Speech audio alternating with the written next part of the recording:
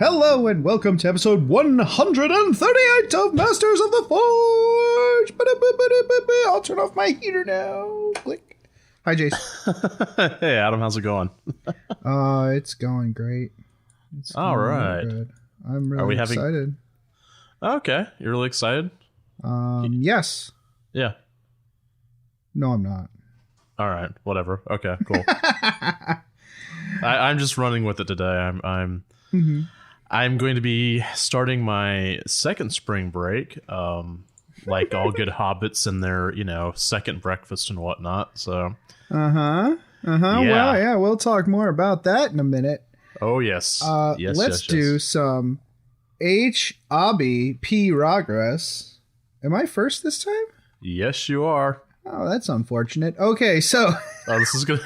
I'm looking forward to this now. Oh yeah. No, it's fine. So we, a lot of my time this past cycle has been doing party stuff for Quinn's birthday. Yay! It was his happy birthday. He's a year old. 3/7, March 7th.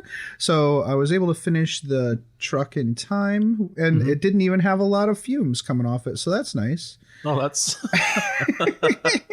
lowered expectations. Yeah, that's good. Yeah. That's good. I think my favorite part of the whole thing was, my sister came out, which was nice. Yeah, I saw that. But my favorite, moment was when we were taking pictures of him digging into his cake for the first time. Yeah. And I leaned in for a picture, and I'm like, you know what? I'll grab a bite myself so I have a messy face, and it'll be a fun picture. It'll be a fun picture. I love that pic. Yeah. And he's like, yeah, and I'm like, yeah, this is fun. Bite. And then he looks at me, and he's like, he gets this pout on his face, and he starts screaming like, Dad, how freaking dare you? That was funny. I love that picture. Cake. And then Wendy had no sympathy. He's like, well, he's my son, so yeah. Don't come between me, your son and cake. Lessons learned.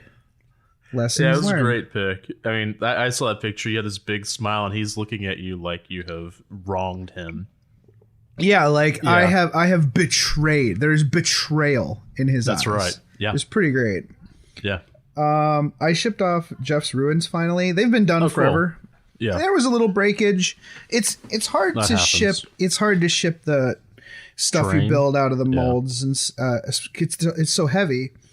And the walls are, even if you do a good job putting it together, you're going to get some breakage, because if you wrap it too tight, the shock of an impact goes through the entire thing and breaks. That's right. If you ship it too loose, all the walls knock into each other and stuff. Yeah. So it's hard, but I think he's pretty happy with them. So that's done. So in my mind, the Dark Eldar are officially paid for. Awesome. I've been working on my Warlord Titans for my Legio Kratos. Oh yeah, for AT. Yeah. Yep, that's been a lot of fun. I'm on the last... Well, okay. So I still have work to do on all of them, but the main work is done on 2, and I still have to finish the 3rd. I'm doing a weird... I've never mixed so much paint before. Oh, okay. Yeah, it's really interesting. So for the base coat of the blue, I'm doing... Stegodon Scale Green mixed with Dawnstone, like 50-50. Oh, okay, yeah. And then for the highlight blend, I'm doing Sotek Green mixed with Dawnstone. So it's like this muted bluish green color. Yeah. And then for the white side, I'm doing Dawnstone blended into Uthwan Gray. So... That's even more... Okay, yeah. Yeah, those panels are rough, but I think it's still better than doing the panels first and then trying to edge on the metallics, like the gold edges. And now that the blue is going on the model, the green wash I put on the metallics is looking better and better and better. Yeah, okay. So I'm really happy with that. I'm glad I did that. At first I was a little like, Did I make a mistake here? Is my intuition bad? But no, I think it's really good, especially if I go ahead and get some gold and I just touch up some of those upper edges with some gold just to make sure they're nice and bright on the upper edges. I think one of the things that in the CK Studio class they refer to it as the ugly phase. Mm-hmm. When you've got your base coats down and you're just trying to, mute them or just start adding detail. Yeah. So yeah. Absolutely. Yeah, my ugly phase is usually right before washes. Yeah. It's just like everything's blocked out and I'm like, I don't give a crap. Well, I mean, you can not give a crap because if you're going to put down a wash, the border between one color and the other is just going to be covered up by a wash anyway, so it's usually pretty rough edge. Right. Anyway, so those are coming along really well. Yes, and they should be done. They should definitely be done the next time we chat. Okay, cool.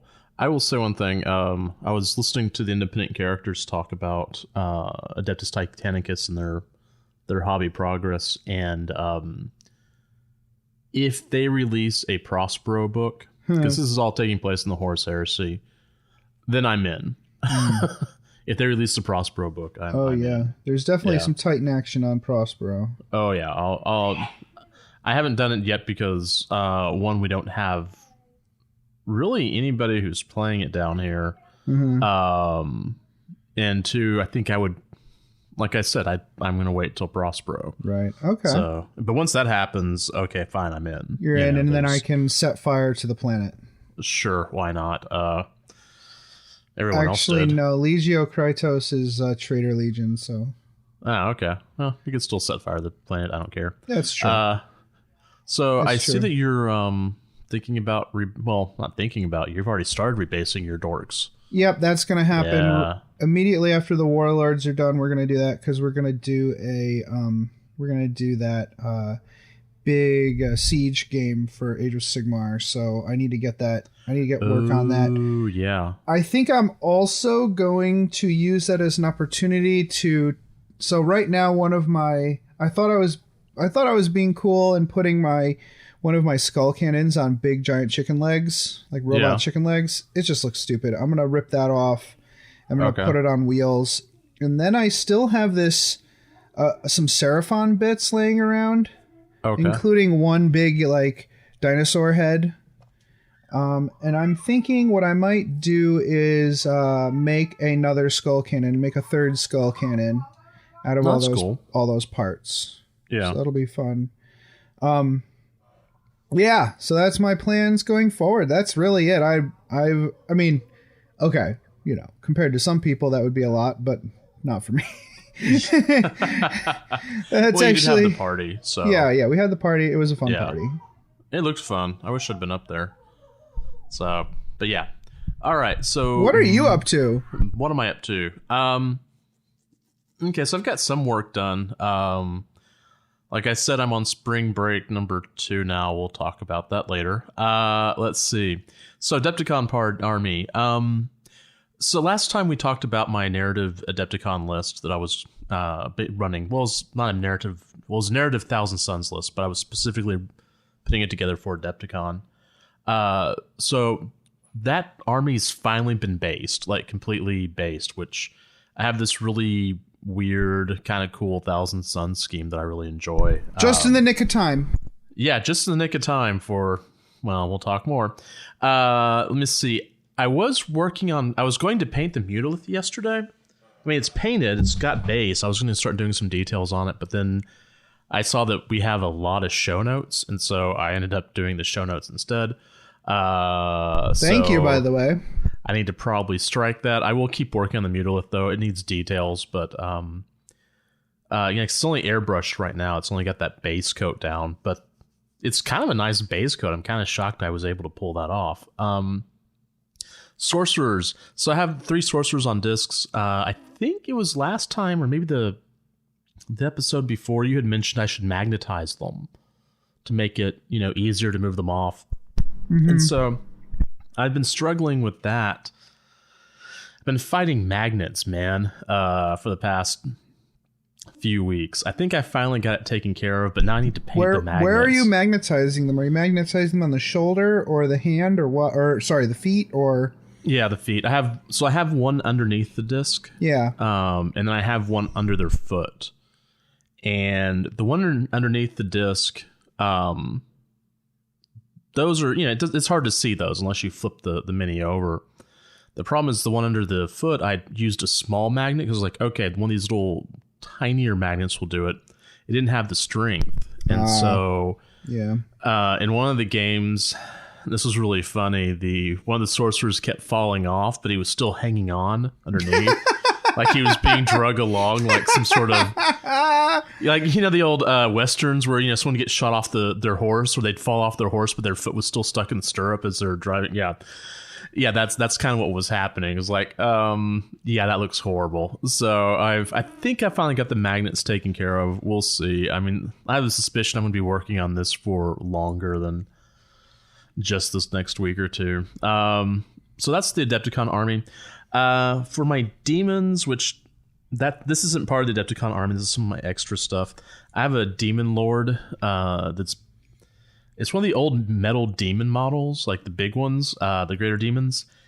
And I got it from a buddy of mine, Devin, and it was missing parts. Like the head was missing. It was like an old layout with like a whip and stuff like that. And so I did kind of a conversion on it / kit bash. Sometimes it's hard to tell what's a conversion and what's a kit bash when you start like adding milliput and green stuff to make things work, and then you're cutting stuff apart. And so I guess it's a conversion. I don't know. So anyways, it has like a Tyranid head and a Tyranid tail on it, which that Tyranid tail took a lot more work than I thought it would, but it looks cool. You just want to play with its butt. So is that a bad thing? Sorry, you know what? Yeah, I gotta stop yucking other people's yum. All right. So anyway, I was going to put him on the new base yesterday, but that didn't happen. But I am going to paint on him today. Okay, so I went and did an inventory on my horrors. And my question is, where did I get all these horrors? I think I have like 50 of the brimstone and 50 of the blue that I know that 10 each came in the Zinch box, and I got 2 of those boxes. But that means there's 30 others that I'm not sure where they came from. And I don't remember buying 3 of those other boxes. So whatever. But that's kind of cool. That means I can actually run like a demon horde army. And those have a really quick, easy airbrush way to do those. So I'm actually kind of happy about that. Changeling. I was going to base him yesterday, but that didn't happen. Thousand Suns. Building more rubrics because I'm trying to figure out this list, and we'll talk about it more in the games played section. But I'm building some rubrics, and I built the Magistrar mini from the Aether War box, which is a really cool mini. It looks like he's surfing on the disc of Zinch. Instead of like being like level and parallel to the board, it's actually like maybe about a 45 to 60 degree angle. So it looks like he's riding up a wave or something like that. Let's see. I built Ahriman, which was really cool. I'm going to magnetize him just because it'll make it easier to paint him, and I think it'll also make it easier to move him around, which is something I'm kind of concerned about. Let's see. I'm currently reading that new Sisters of Battle book. Sweet, that makes one of us. That makes one of us that we're going to be talking about next time. Oh, next time. Yeah. Rad. Okay, awesome. So I got to get working on that. I think we have an extra week. Okay. Fortunately, cool. So yeah. I'm good. All right. Let me see. And this is part of the hobby progress. I'm still contemplating my current list after my game versus Keith from my Warhammer guild. That sounds like that didn't go well. Do you want to talk about it here? Or do you want to talk about it under games played? We'll talk about it in games played. It is funny. There's a reason Adam's laughing because it was that Mutalith. Oh man. All right. So Adam, let's talk about your games played, especially your game last night, but let's talk about the other ones too. Okay. All right. So I played a Disciples of Purity Kill Team game. And by that I mean I used my Disciples of Purity in a Kill Team game. So rad. As some of you know, the Disciples of Purity are my Chaos Warband, which I have to keep on telling myself not to buy more models for. This is the guys that are based off the Black Dragons, right? Yep, yeah. That was a fun game. I played against Tyranids. And I made a good showing, especially considering how little I've played Kill Team. But the Disciples of Purity were pushed off the location and forced to retreat, which is understandable. I mean, bugs. Who needs it, right? Let them keep that territory. We don't need it anyway. Just nuke them from orbit, just to be sure. Yeah, exactly. Yeah. Why mess around? Yeah. I've been playing. I played Titanicus with Mark. Mark came over and played Titanicus with me. He had his Legio Fortidas with him. Yeah, and they're looking real pretty, pretty. And my Legio Krytos were like they weren't looking as great, but we had a really fun game. And let's be honest, it was really just like a practice game, anyways. I hadn't played it since I did that like really slapdash game against John in the preview episode for that when it came out. So Mark and I actually had proper, lists. Yeah. And I didn't really have any terrain. I mean, we could have either played on regular GW terrain or, well, I looked around. I'm like, oh, look, Legos. a giant thing of Duplo blocks. That's right. So I put together a bunch of buildings out of Duplo blocks, and it actually worked really well. It was really fun.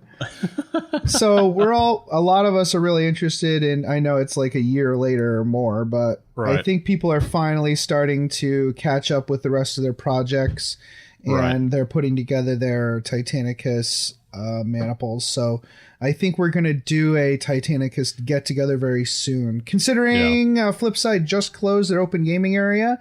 Yeah, I saw that. It might be at various houses. Yeah, I saw that. So I also played Age of Sigmar twice yesterday. Yeah. And then last night I had a game with Connor to further the narrative of my Drukari, and also for him to join in the fun and get. So he's really enjoying playing narrative games.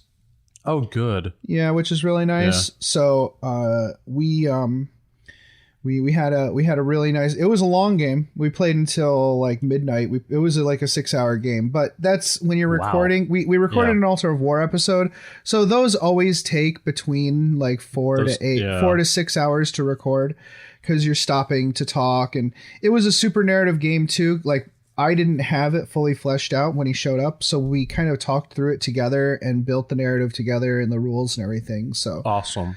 Yeah, I'm looking forward to releasing that. It's still raw. I obviously haven't edited it yet, and I won't have it. I won't want to edit it today, because what time I have, I'm gonna spend finishing this last Titan. But I'll get that out as soon as I can, because it was a really fun game. I'm looking forward to continuing that storyline.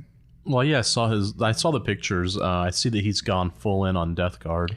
Yeah, his Death Guard looked really good. Like, he's put, I mean, they always looked good, but they're really like coming together, if you know what I mean. Like previously he had a lot of really good paint jobs, but it wasn't as cohesive a force yet, but it's just coming together now, and it looks really, really nice. So yeah, I'm not surprised. I mean, his painting's always been really good. Yeah, he's got a good concept with the paint scheme too. He's using a lot. So Death Guard, I think, looked best when you introduce a lot of purples, and he's actually foregone the green, and it's more of a flesh color with the purple. Oh, okay, yeah. Washes and stuff. So it's got that bruised color. Yeah, it looks really, really freaking good. Yeah. So what have you been up to in the games played arena? All right, so we're continuing our Inquisition Wars narrative campaign. A lot of what we're doing is, as I've talked about online, and I've talked about through Facebook and whatnot, I've had people kind of reach out to me more and more, like, hey, how are y'all doing this? And so we're starting to kind of we're wanting to put together like a web page or a wiki or something like that, so people can actually see what's happening. Because, we're not doing, we're not doing a lot of house rules. We're just ignoring some of the kill team rules to make things a little bit better. Right. It's like, oh, why restrict your factions. Kill team, basically. Yeah. That's real. And you know what? And that's what they're doing on, I sorry if I'm interrupting, but like they're doing that on Warhammer TV for the, Claw and Order campaign they're doing. They're doing a Claw and Order campaign on the Twitch channel for the Warhammer Twitch channel. It's Wade Price versus Peachy. Yeah, and Wade has a kill team of Arbites, and he's using Space Marine Scouts. He's using the Hounds, the dog. What is it? The dog from Kill Team. It's the one that the Rogue Trader book. Yeah, the Rogue Trader. I think he has a couple of those in the army, and it's a unique model. You know, so he's using all kind, and they're just saying that they're match play. They're allowed to use, they're saying it's a legal force, which battle forged force. Yeah, and why not? Right. As long as you're playing narratively, it doesn't matter. Like Connor and I were playing last night, we were like, well, technically I could just hole up in this like one section and just win the game. But he's like, I'm not going to do that. Obviously. I'm like, yeah. So, when I finally write up that scenario, I'll include restrictions, but at the end of the day, as long as you're playing with that like mindset, you're going to be fine. Yeah. Speaking of the Inquisition War, dude, actually Connor and I got talking about the book last night, and I told him, I'm like, dude, yeah, we're thinking about doing an episode, and he thinks he'd like to join in on that because he finds those novels really interesting because they're weird. Yeah, I haven't read them. I do have them, so I'm gonna try and power through them pretty quick. See if I can get those written or get those read through the next couple of weeks. Right. Yeah. So tell me, tell us all about the list you're coming up with for this. The Inquisition War. Inquisition War, yeah. Okay. So first of all, my Inquisition War list. I always have like the same Inquisitor. And what I'm referring to is like her bloody right hand, the librarian of interesting origin, shall we say. But then we started, sometimes narratives take on other roles or they expand out where you don't think they're going to go. I bought 22 Kroot Hounds from one of our locals. Because that was a good idea. And so, I now have 24 Kroot Hounds. And so what I did was we were kind of talking about how my Inquisitor always takes these Kroot Hounds, and wouldn't it be cool if we like had a scenario where, the Space Pope, which is one of the other players, gets into the Kroot Hound like enclosure. And so I was like, yeah, cool, let's try that. And so we did this game that I was calling Hounds of War. I ran like the quote unquote Space Pope ended up in this enclosure. There's 24 Kroot Hounds on this list. So just so y'all know, there is a limit of 4 Kroot Hounds for a list, if I remember correctly, in Kill Team. Yeah. I had 24, so we kind of threw that restriction out of the way. But I had a couple of Scions in my Inquisitor, and then as we were putting this together, Ramos said I should, where's my Houndmaster? These guys need to have like a Houndmaster. It can't be your Inquisitor. And do you remember the old Space Santa mini? Yeah, I know you have one, right? Well, it's painted up, and it's painted fairly well. I mean, it's a fun little mini. That's my Kroot Houndmaster. So I put him on the table, like didn't have him had him more like as a relic. Just as someone who was there, and I had to make sure that he didn't run off with the Kroot Houndmaster. So yeah, it's amazing how these narratives develop. Anyways, he didn't run off, and yeah, it was really funny. It was against a Gene Stealer cult / Tyrannid list. And there was like a lictor that got in as part of the list. And so my hounds just kept attacking and basically bogged down the lictor. Even though the lictor was, killing 2 and 3 and 4 at a time. When there's 24 Kroot hounds, who cares? Because it just kept flooding. And it's funny that whenever there's so many hounds that are surrounding, or there's so many models that are surrounding another model, that not all the models get to attack because they're not within space. That's funny. But yeah, so I added a little caveat. Did I mention I love ridiculous lists? Because So for the next game, Ramos wants me to run a list with all the Kroot hounds. This new character, the Space Santa, who's going to be the Hound Master. We're going to give him High Commissar rules. I think I'm taking like a couple of Scions to get up to 200 points. But it's like, one with the Flamer and one with the Melt-A-Gun to take care of the droppings of the Kroot hounds, shall we say. I think a Flamer would be a good idea. So yeah, you're right. These narrative games, man, sometimes they take on a life of their own. Yeah. All right. I did get a 40K game in for Adepticon. It was a practice game because I do still play 40K to continue that from the ICs. Anyway, so we did talk about this is my Adepticon list we talked about last episode.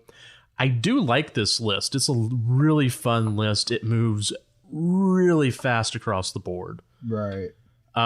It kind of reminds me of I had a 7th edition bike army.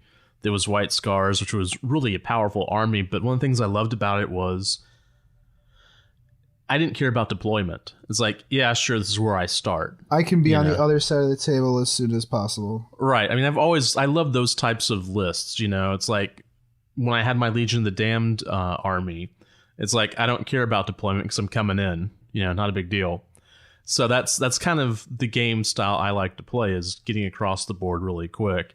And so this list is really similar to that. It's not exactly like it, but it's pretty similar. I had the Exalted Sorcerers on discs that just, were all over the place. And that was fun. And the Flamers were really fun, and the Screamers as well. My Screamers got shot off the board because Keith saw them and said they die. That's a great big pile of no thank you right there. Pretty much. I could see how... I mean, I was looking at thinking, he's going to kill those. And boy, he went after him with the Daredeo and the Leviathan. He was running a pretty powerful Space Marines list.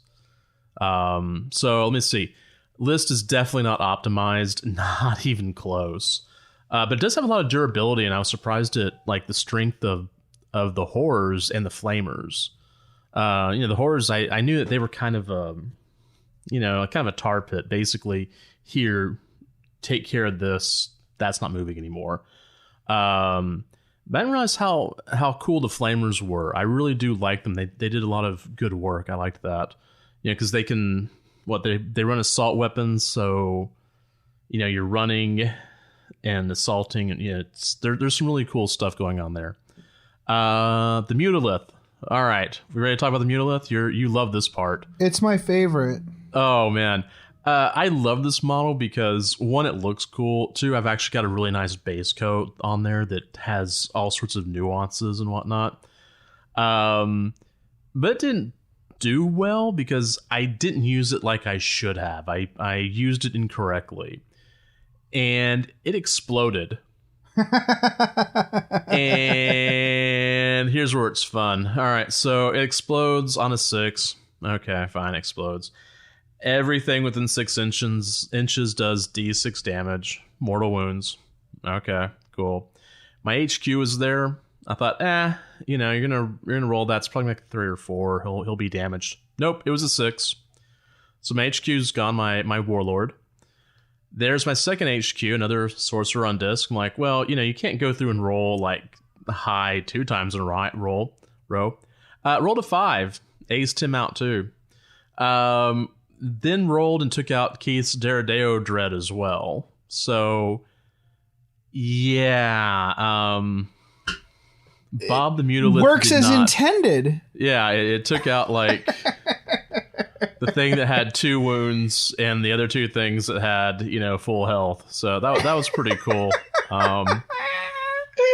Yes. It was funny in that when we rolled, I was like, oh, well. You should have had the rest of your sorcerers on disc a little bit closer so that everybody could have died.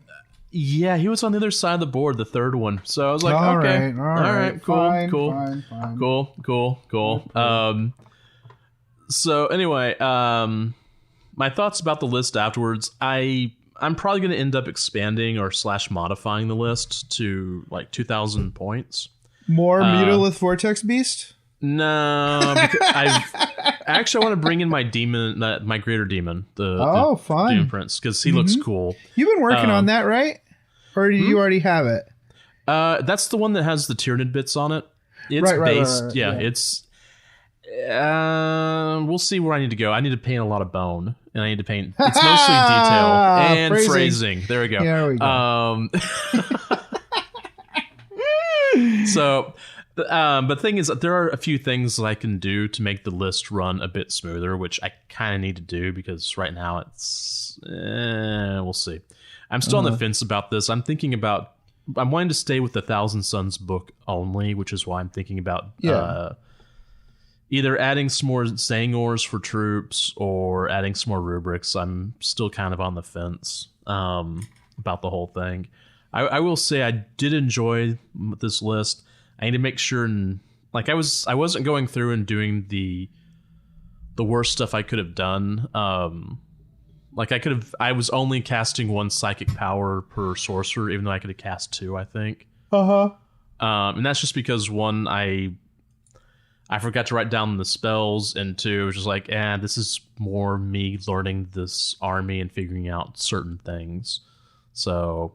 And one of the things I learned was because of the way I've built the army, I can't use stratagems because they're not all Thousand Suns units. Right. So the thing is, I don't use stratagems anyway. So, it's kind of hit or miss there. It's like I don't use the stratagems, so I don't really care. But on the other hand, it's like there's a couple stratagems I wouldn't mind using. So anyway. So it's still a work in progress. We'll see what happens. Okay. All right, so let's head off to the Beyond the Fringe. Do you want to do your... There you go.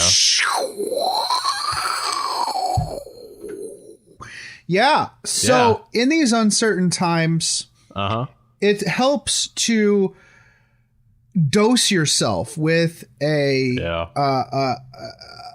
host of different inoculations against the malaise and desperation of the world's woes.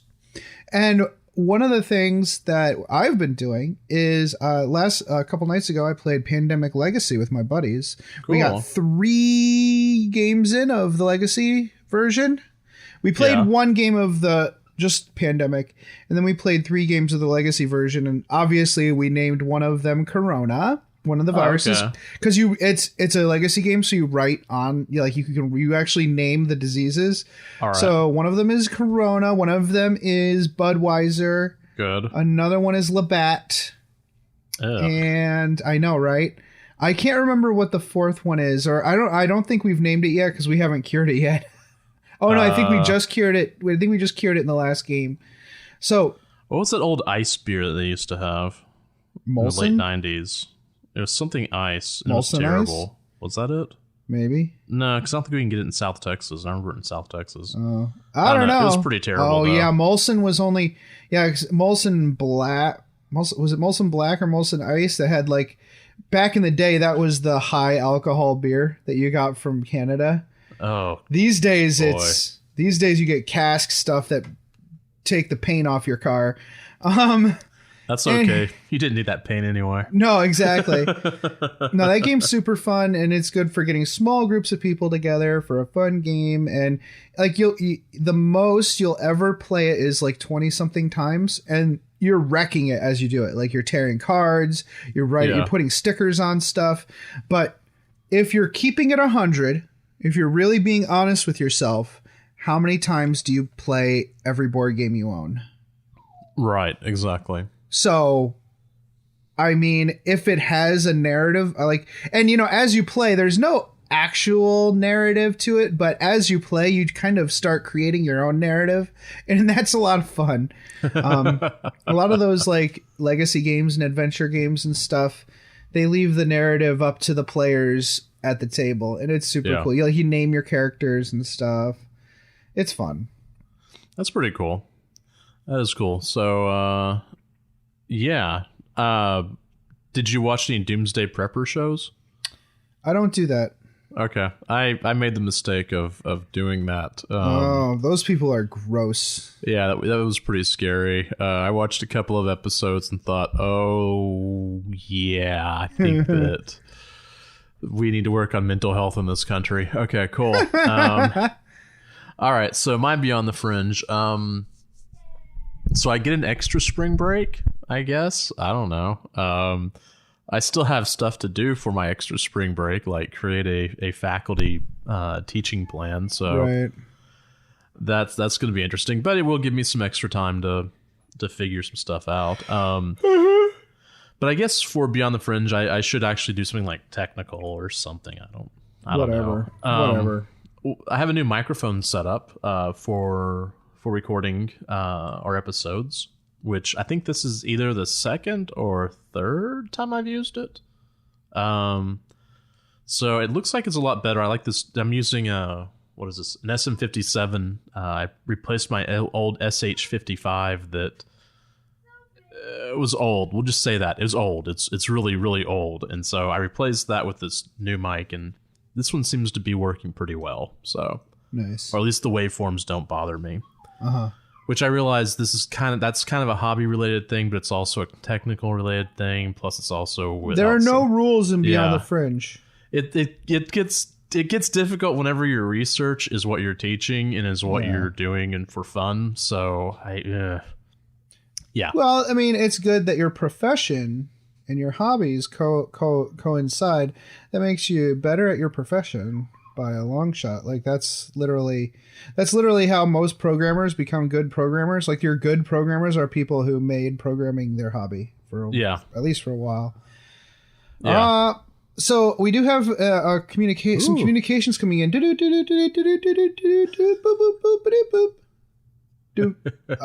We did get some reveals from Gamma Expo, which was not canceled, which is cool. There's a bunch of cool stuff from Necromunda that the Badcast went over in their last episode.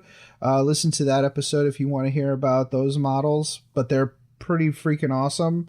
And they have sweet cat models that can definitely be used for... Okay, they're cats. They're like dinosaur cats. Catosaurs. I don't know, but those can definitely. I may just pick up a box of those the next time I'm at the store, just because they're going to be great for adding to bases and stuff like that. Yeah, they do look pretty cool. I went and clicked on it again because I remember seeing them. Right. We were talking about how I can expand my Kroot Hounds to larger numbers by putting in stuff from these others. Yeah. There's a lot of cool stuff that is being released. Is that Fabius Bile that's coming? Yeah, Fabius Bile's coming. And we have... and the miniature that's with him, what is it? His assistant looks really cool. Yeah, he's harvesting the gene seed from a Primaris Marine, so what could possibly... RTM, what could possibly go right? Yeah, no, this is going to be... It looks like that guy used to be a Space Marine himself. Well, maybe. I mean, you can plug... He's got the plugs. But yeah, he does. He's got the plugs up and down the arms, so, yeah. That doesn't necessarily mean Space Marine, but whatever. He's barefoot. I appreciate that. And also the exclusive miniature, the new exclusive Catechin. Oh, yeah. She's rad.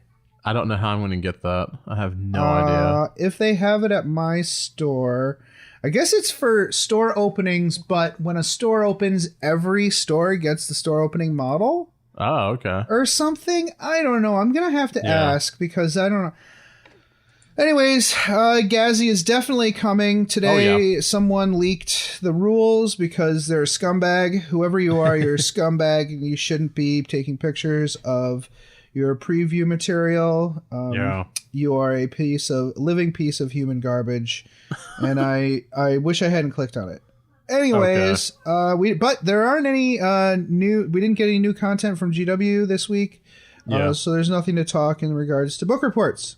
Yep. Cool. So that is it for our pre-ramble here. I guess we'll steal that from the LATCS. That's what they call their intro. Oh, the preamble. Okay, yeah. Pre-ramble.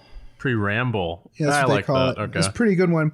Anyways, intro over. Let's close this out and come back after some messages to talk about our Adepticon experience. Be right back. Burb. Greetings, mofos. Are you out of George Dickel number 8, staring at a broken chess machine? Don't want to spend the rest of the year tied to that couch? Well, why don't you head on over to the 1 Hour a Night Facebook page and see what exciting stuff is going on there. It's a place to post all your daily progress in the hobby grind, as well as receive and give positive feedback. Also, there are usually a few interesting challenges going on. That's right. All you have to do is search for 1 Hour a Night on Facebook. That's numeral 1 hour a night, all one word. Blood serum tests will be administered prior to approval. Se til helvete og kom dere vekk. Det ikke en bikkje, det en slags ting. Den imiterer en bikkje, men det ikke det. Kom dere vekk, idioter! What he said. Oi! After an hard day's shopping, I like to head down to the pub and enjoy a good brew with me mates. Shopping hummies all day is hard smelly work, so's I likes to top myself up with something nice. Chopper body spray is not just a treat for you, it's a treat for the whole crew.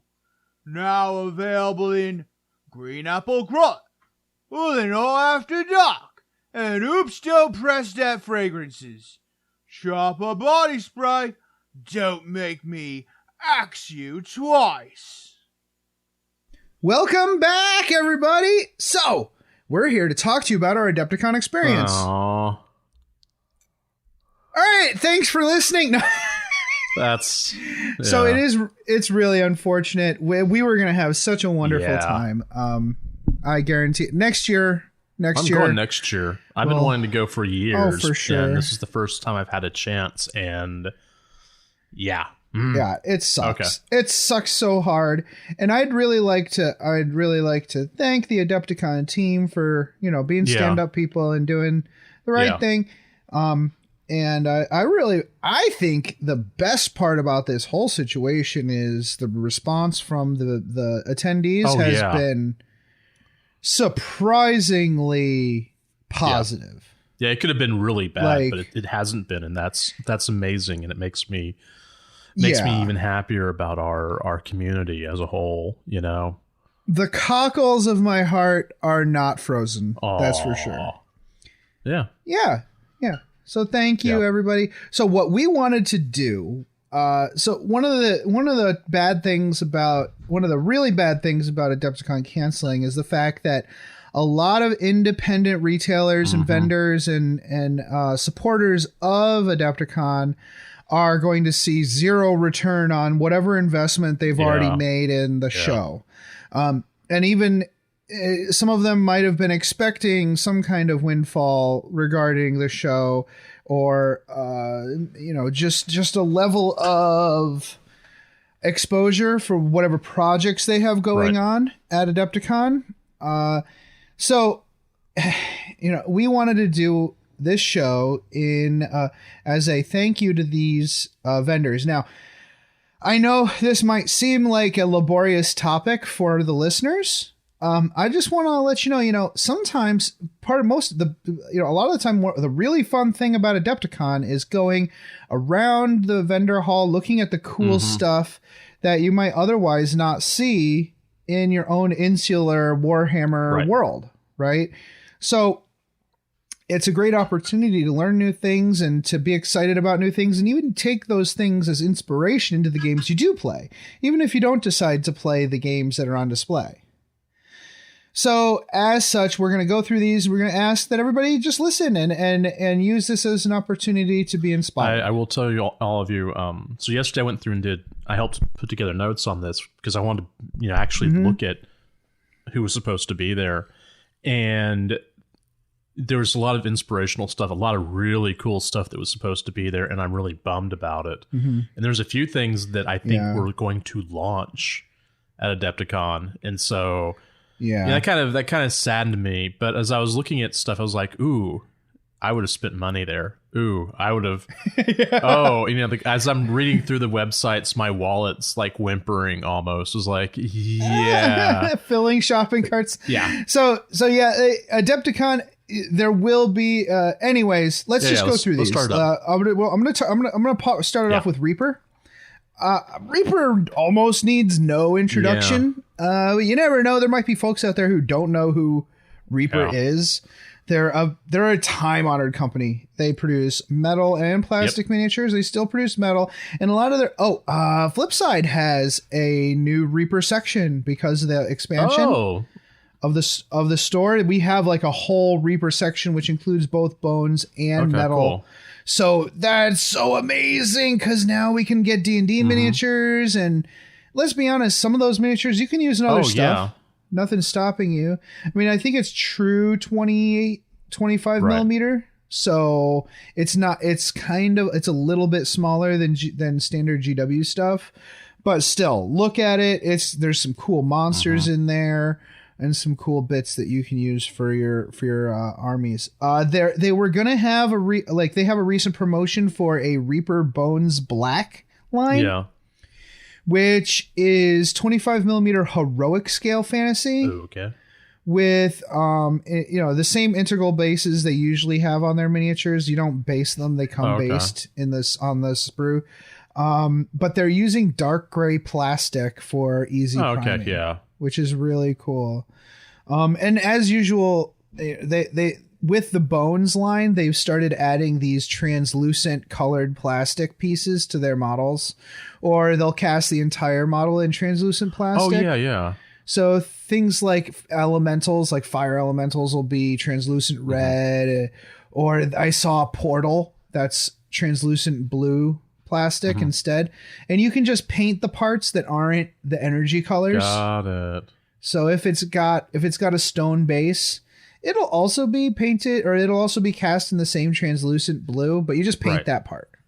That's pretty cool. I used to live in Denton, Texas, which is where Reaper is based. So I actually visited the shop on a few occasions, and I think it was ReaperCon 2013. That was the last one they did at the actual location because they basically outgrew the place for 2014 and had to go somewhere else. But it was really cool. I really liked going there and checking out all the cool stuff they had. Yeah. Nice. So next up is Weird. Weird are the creators of Malifaux, which I'm assuming most people know about. Malifaux's a skirmish level game. I've never played it, but I've heard lots of good things about it. A lot of people really like it. Malifaux features a Weird West aesthetic and has an incredibly fascinating card-based randomization mechanic. Sorry. Yeah, it doesn't use dice. Oh, that's interesting. So one of their recent promotion, what they were going to do was their third edition.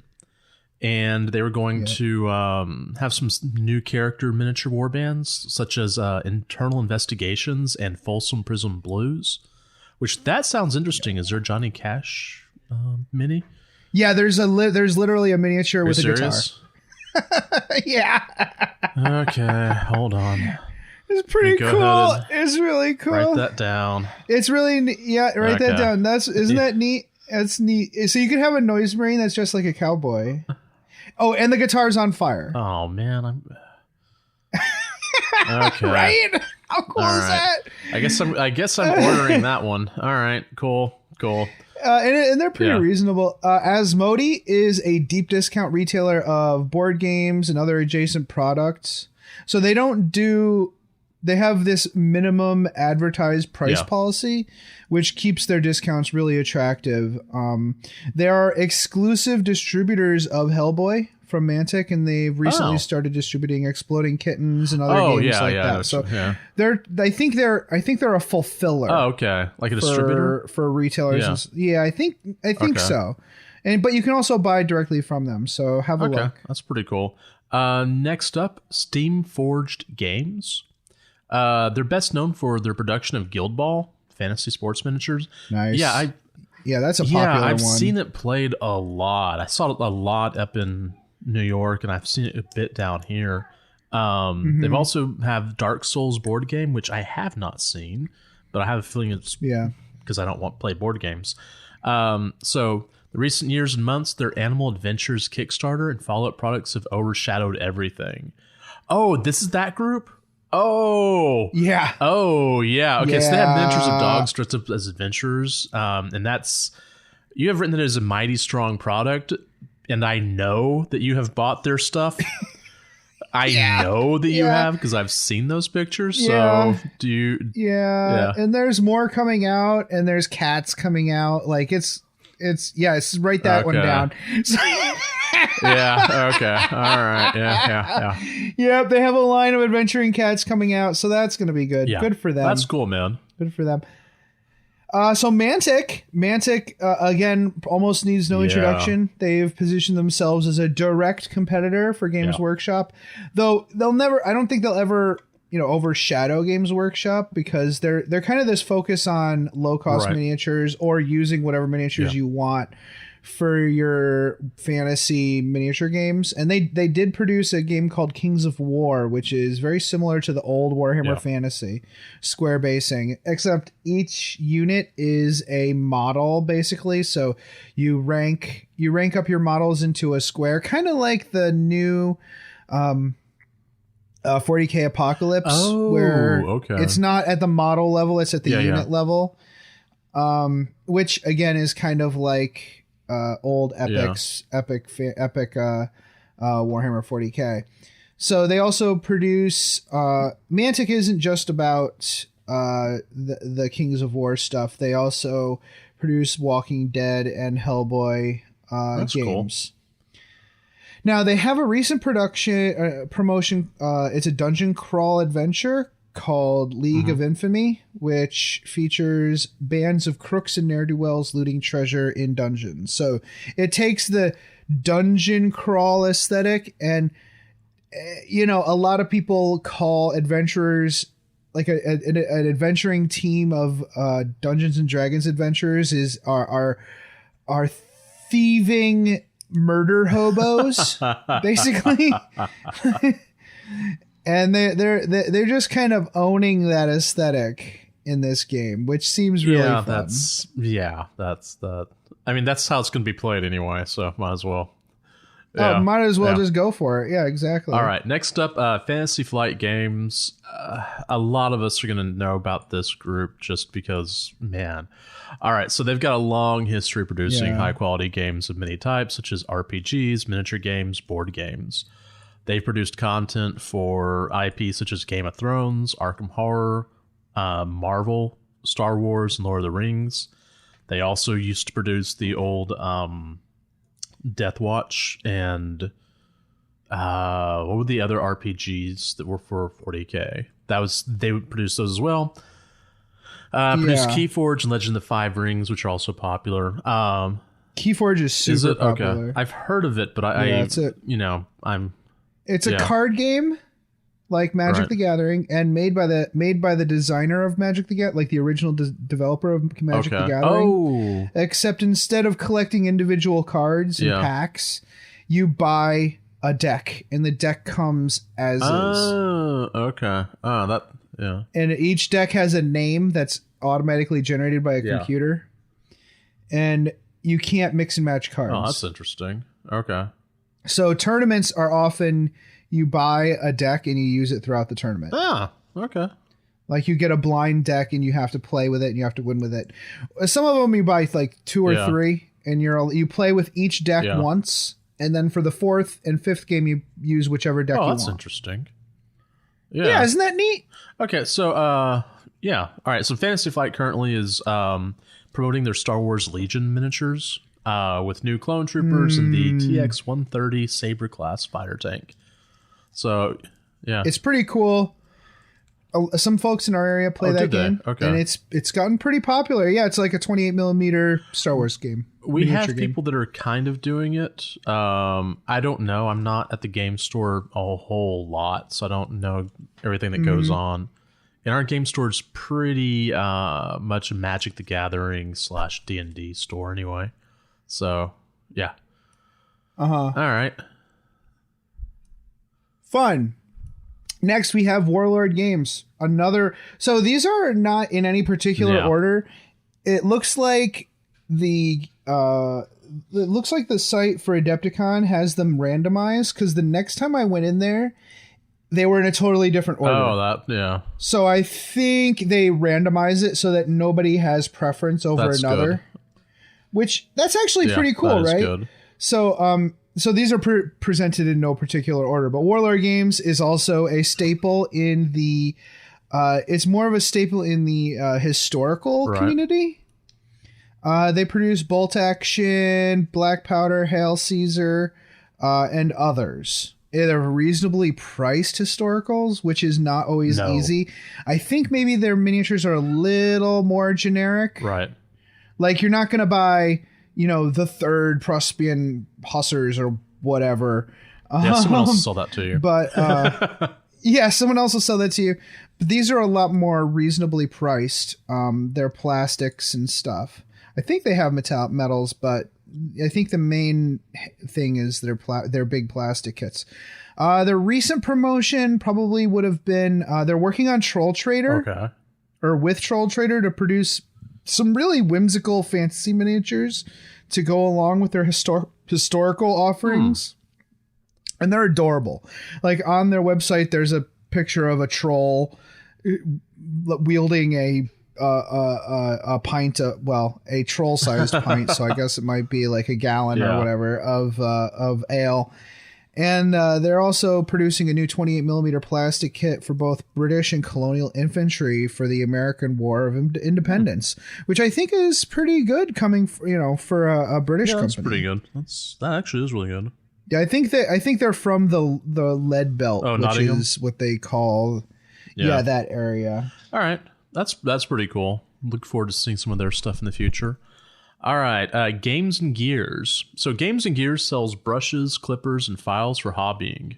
They also have some really cool texture battle mats. I was looking at their site. I'm assuming this is their own stuff, so they're not like reselling. This is actually their own gear, and that looks pretty cool. They are UK based, so for those of you who are in the UK, gamesandgear.co.uk.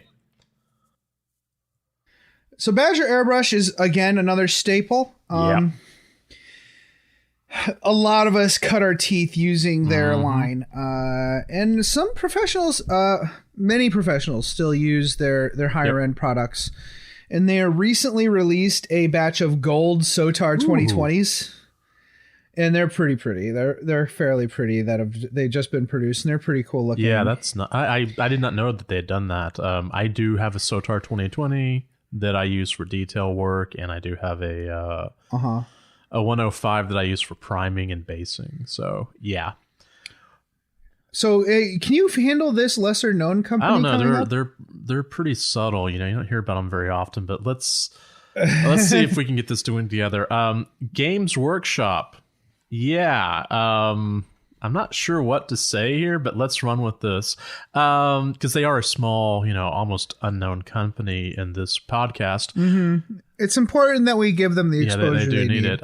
So they have worked hard to promote independent events in recent years, and Adepticon has become a flagship promotional space for big releases. So we were supposed to be at one of those, the thing on Wednesday night. I think we both were going to, all of us were going to be there, you, myself, and Mike. So anyways, this speaks to Games Workshop commitment to the community who consumes the products they create. So, and Games Workshop did put out a message saying that they were going to try to get some of the goodies that we're supposed to get on the day of release on that event to the attendees. Okay. So I guess there must be some kind of check under your seat type situation that was going to happen. Oh, okay. Because I had I'd signed up for that. I got the ticket. Mm-hmm. All right. Yeah. Me too. Well, we'll see what happens with the Adepticon. I mean, I feel bad for those guys because they're going to have a lot of work. Me too. So, all right. Recent promotion. Of course, there's always going to be new reveals coming up during the original week of Adepticon, but GW has been keeping the line of 40k armies alive using, periodic sourcebook releases and frequent FAQs. They've also been advancing the Warhammer storyline, the AOS. So yeah, I mean, we have them in here because they're a list. You all know who Games Workshop is, and if you don't know who GW is, why are you listening to us? But it's good to point out that they are strong supporters, have been strong supporters, and they've been doing a great job continuing to support independent events like Adepticon. So good on them for that.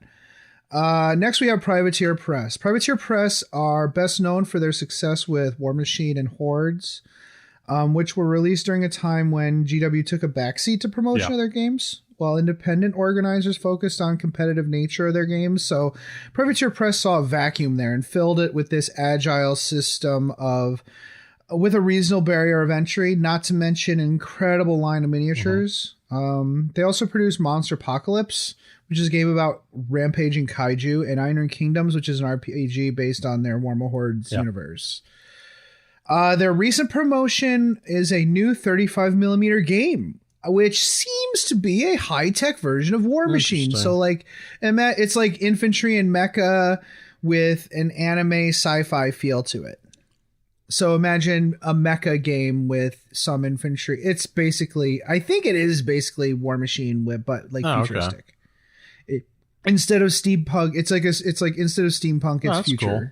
We've been using some of their models in our Inquisition Wars. Like we've been kit bashing them and tearing them apart and whatnot. There's some really cool bases, some really cool bits in there to, create kind of a crazier looking Inquisition retinue. All right, next one up. This is the one that I was really wanting to go see. The Toledo Game Room. So you're like, the who? The Toledo Game Room is better known as the Bits guy who attends all the conventions. All of the conventions. Please go visit their site. You can pick up some rare products and support an incredible vendor who works tirelessly for the needs of con-goers all year round. I will be honest, I knew that I had heard about this guy. I knew I was going to drop some money there, so... Yeah. And it's unfortunate because the website, I went to the website and it doesn't look like it's some of these folks actually have stores just so they can sell GW product. Yeah. And I don't think they don't really have a lot on their website for 40K stuff, but they have a bunch of other things. And if you're a Magic the Gathering player, go ahead and just pick up a few singles off their website just to support them and get some cash going their way, because they are losing out big time on this coronavirus issue. They are, I can't speak for them, but they have to be hemorrhaging money at this point. The thing is, I was really wanting to buy some stuff from him because I know that he's got all sorts of, super cool stuff. So, I'm going to see what I can do to throw some cash his way. I do know he's got a bunch of Necromunda stuff on. Oh, they do have Necromunda stuff. Yeah, that's true. They do have a bunch, and they have the Kill Team starter. So if you've been thinking about picking that up, go ahead and grab that off their online store. Do what you can. Next, we have Bell of Lost Souls. It's an active hobby blog which focuses on Games Workshop, but they still have a lot more to offer in the way of other games. It is an ad-supported site, but it has far fewer ads than they once did and has a pretty clean layout. Okay. Next up, Winged Hussar Publishing. Winged Hussar Publishing provides documentation on armies throughout history. Historical miniature buffs use these books to help them figure out how to paint their minis to best present the model of best represent the armies of specific time periods and theaters of war. One of the recent promotions is they're producing historical fiction. Their most recent offering is called An Imperfect Time by Bronislaw Wildstein, which follows the history of a family in the 20th century Poland. That's pretty interesting.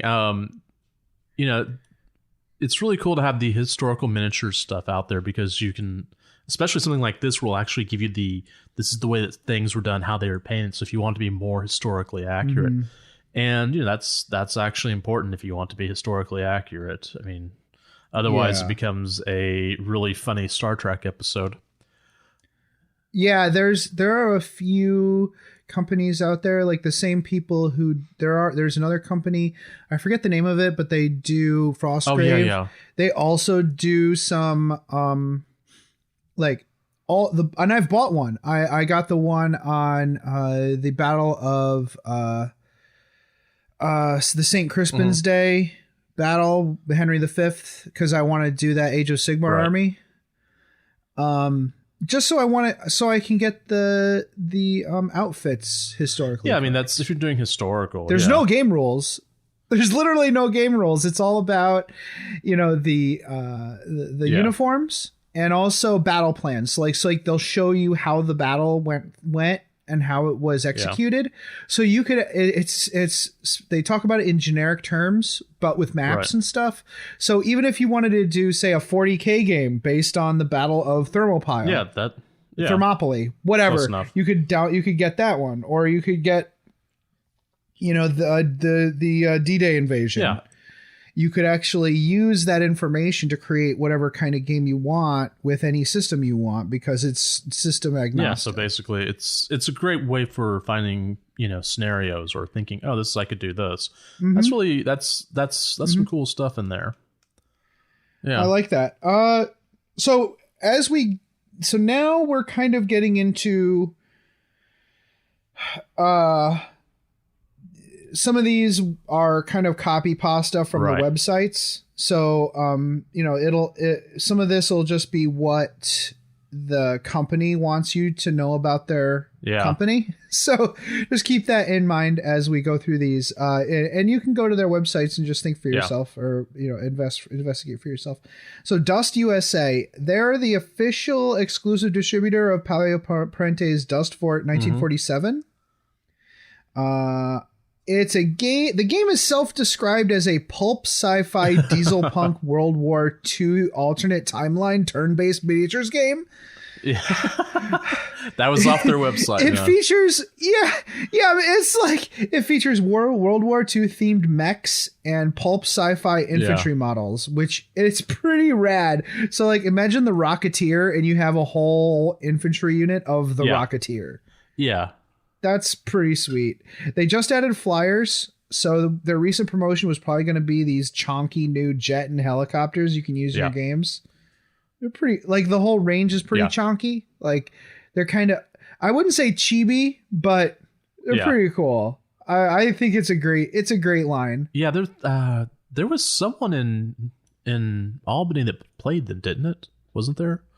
Yeah, okay. Because I remember seeing it at Flipside. I think it was at Flipside. So, all right. Next up, Siege Studios. Siege Studios is a professional commissioned miniature painting studio based in the UK. This is from their website. They're a fairly popular company who offer unrivaled service, excellent communication, dedication to your project. I was actually following them on Facebook before I knew they were going to be there. So they've got some really good stuff. SiegeStudios.co.uk. But you can find them on Facebook. That was one of the things that was kind of funny as I was, going through and looking at all these people's like, oh, I already follow them on Facebook. Oh, I already follow them on Facebook. Oh, I know these guys. So yeah, that became kind of ridiculous pretty quickly. All right. Next we have Armor Class 10, which is awesome. In the old D&D first and second edition, Armor Class 10 was the base armor class. So basically, if you're wearing a t-shirt, so this is about t-shirts. Yeah. It's a shirt store. And their tagline is "Don't dress like an NPC." The shirts are really creative, and it's clear they have gamers on their payroll because there's some sweet, like, deep cuts in the references of the shirts. Yeah. Like they have a Never Enough DACA shirt, and they have a "Don't Tread on Me" shirt. but it features a Lego instead of Snick. That's probably I should probably go grab one of those. That is funny. That is so good. Cute. The next up is Miniature Building Authority. I actually have met these guys. I met them at ReaperCon in 2013. So they offer resin cast pre-painted miniature buildings. They're ready to use out of the box. They have a load of really neat buildings and other terrain features like dumpsters and furniture used in your games. Let me see. They were sponsoring events at Adepticon by providing terrain for demo games. I do have, I don't know if you ever saw it. I have a futuristic outhouse that, and I got it from them. And I was at ReaperCon, cool. I was like, well, I want to pick up stuff from people. And I walked by, I was like, yeah, there's some really cool stuff. But then I saw the outhouse, I was like, yeah, I'm buying that. I realized it's not the most high class thing I could buy, but it's me. I think I went through and actually put a scout from one of the land speeders in there, so he's sitting on the toilet. Yes, it's great stuff. They're really nice people also. All right, next up. Awesome. Next up we have Dwarven Forge. These they've been around forever. It was founded in 96 by artist Stefan Pokorny. Sure, man. Sure, with a goal to create real dungeon terrain that would equal his incredible 25mm tall hero figures. After months of painstaking design, sculpting, and painting, he introduced the world's finest pre-painted miniature terrain. Today, Dwarven Forge products are renowned for their incredible quality. Anybody, if you've seen them, they have multiple designs. They're not cheap, but they're really good. Nothing good is cheap. Nothing cheap is good. So there's I think I saw them at ReaperCon too. Now that I think about it, and their stuff was really awesome. I remember looking at it thinking I would love to have this, but then I was like, I don't have the space for it that time. Still don't have the space for it, but we'll see what happens in the future. Battlefront. Okay, so I did not know who Battlefront was until I read more about them. They are a New Zealand company that owns Flames of War, War Games Illustrated, and Gale Force 9. Now I know who they are. So Flames of War. Yeah, I didn't know that about them. I wonder if all this stuff was sold or whatever. Because I use. I thought it was a separate company. I did too. There's a few things I have from Gale Force 9. I always pick up some of their hobby stuff. Like they have a green stuff thing that's very reasonable. Priced. All right, so Flames of War is an incredibly popular 20th century historical game. War Games Illustrated is a renowned magazine that offers an array of topics, and Gale Force 9 is a hugely diversified game company with several IPs to their name, but they're probably best known for their hobby tools and Battlefield in the Box pre-painted terrain. And I've got one of their Battlefield in the Box things. I'm trying to remember what I have, but I do have that one. The woods are great because they don't come apart like homemade woods. And we in our group, one of our guys, he has Savage Orcs, and to go with those Savage Orcs, he bought all the like prehistoric huts and stuff. Okay. Which are really neat. They're like thatched roof huts. All right, cool. So let me see. Recent promotion: D-Day British accessories, including unique tokens and minis. I have to go check this out. I mean, I buy stuff from Gale Force 9 quite often, so yeah. Yeah, they're good. Their hobby products are pretty great. We have some at the store too. Next, we have a little known company called Forge World. I know, right?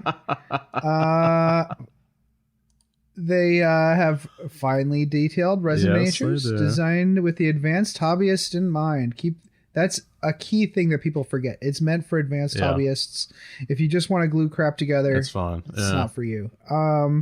Adepticon has long been a destination for Forge World. Forge World was supporting Adepticon before Games Workshop. Oh, I didn't know that. Yeah, they were there for a long time, and they put a lot of effort into ensuring they have a wide variety of minis available the day of the event. I'm sure that the pallets were already sitting in a warehouse in Chicago when the show was canceled. That doesn't surprise me. Which, that's a huge investment, and they're out that cash now. There's a recent promotion. The Arquitter Bombard is a new tank, which is probably giving Iron Warriors players reason to smile. Putting it bluntly, like they are literally intended for Iron Warriors players to enjoy. They're really cool looking. I don't know that Thousand Suns would run them, but no. Well, I mean, everybody would run everything. That's the whole point of the heresy. But it definitely suits Iron Warriors. All right, next up, Castle Brush. Castle Brush is a painting studio based in Poland, and they offer a multi-tier service. 4 levels: Knight, Champion, Overlord, and Emperor. That seems like a common... Yeah. Like, they'll have 4 levels, and then they'll come up with a cool way naming of... them. Yeah. Identifying and naming them. And it looks like they have a really great service. I don't know about their prices, but check them out. Like I said, this is another one of those things like, I already follow them on Facebook. All right. Grognard Games are an on-site and online games retailer out of Roselle, Illinois. There's always something happening at Grognard's. I guess they have a very active schedule. They promote the Garage Hammer podcast, and I always hear their commercial on Garage Hammer. And there does seem to like it's a busy store.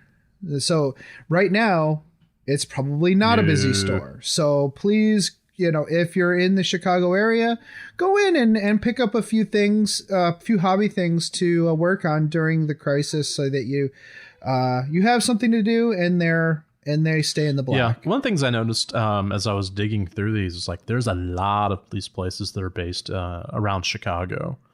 I was like, these guys would be local. It'd make it easier for them. But yeah, definitely go through and see what you can do. Next up, TT Combat. They are a design and manufacturing company based in Cornwall, UK. That creates great tabletop miniatures, war games, and scenery.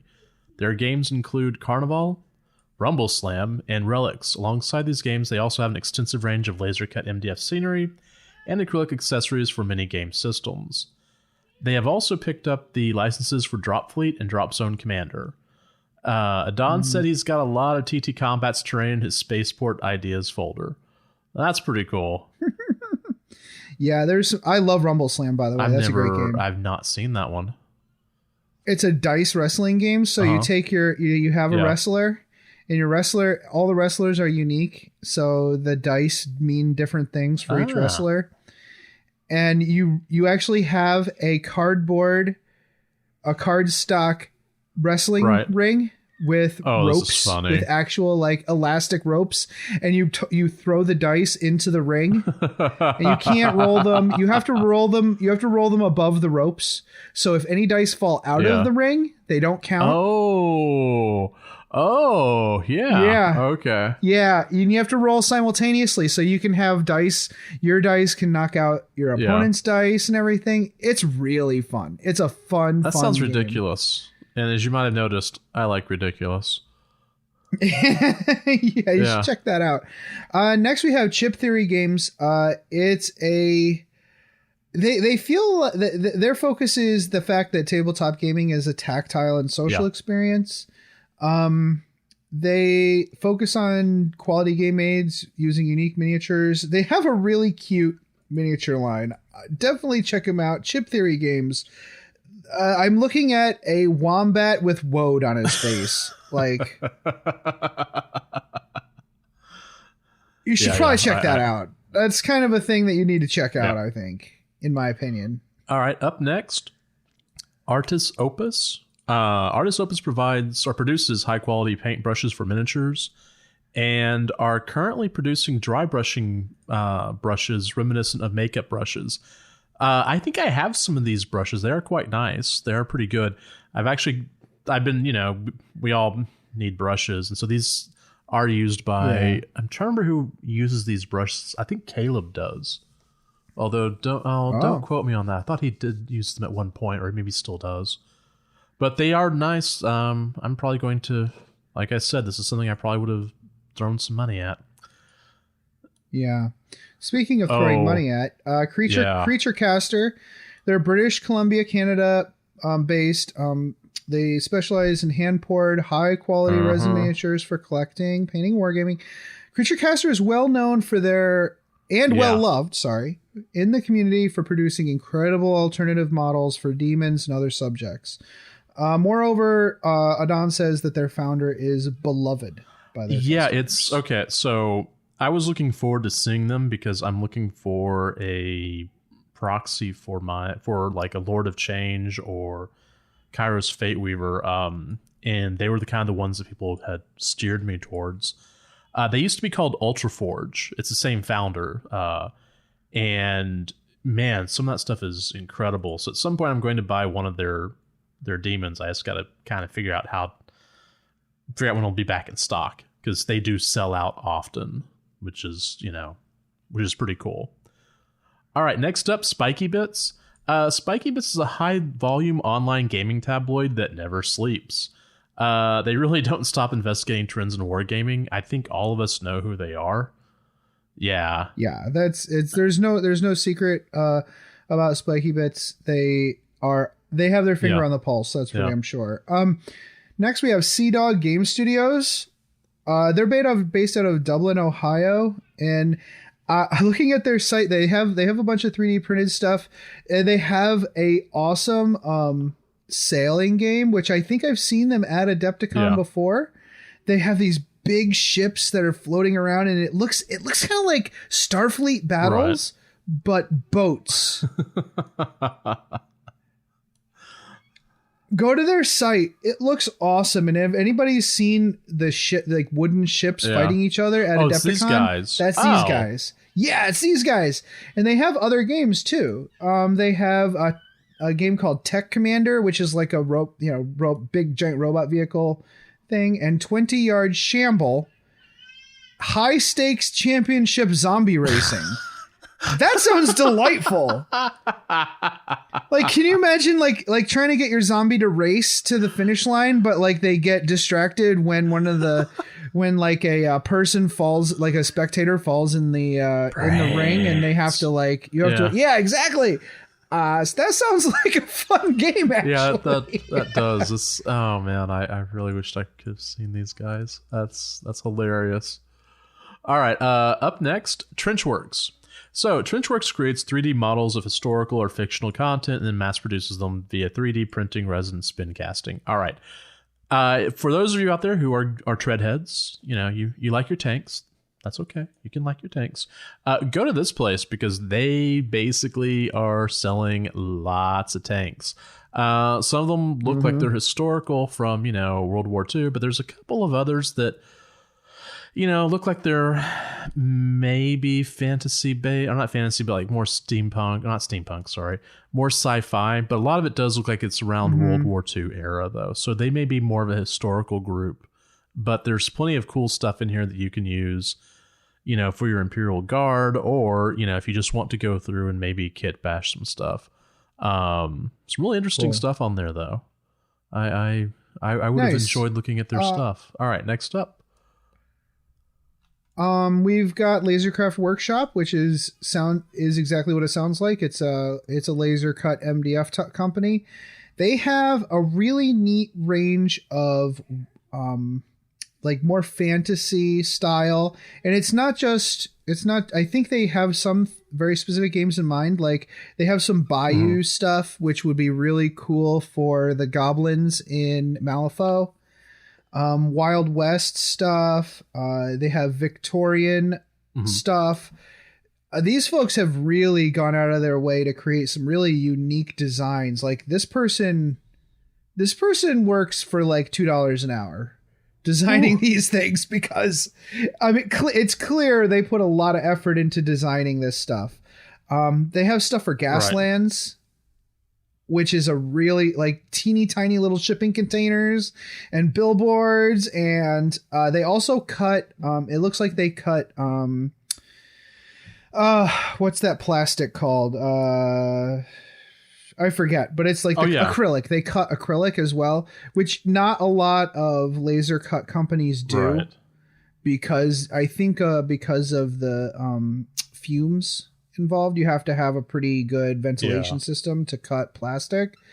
And I'm not sure. I'm not sure what the whole thing is, but they have laser cut acrylic tokens as well.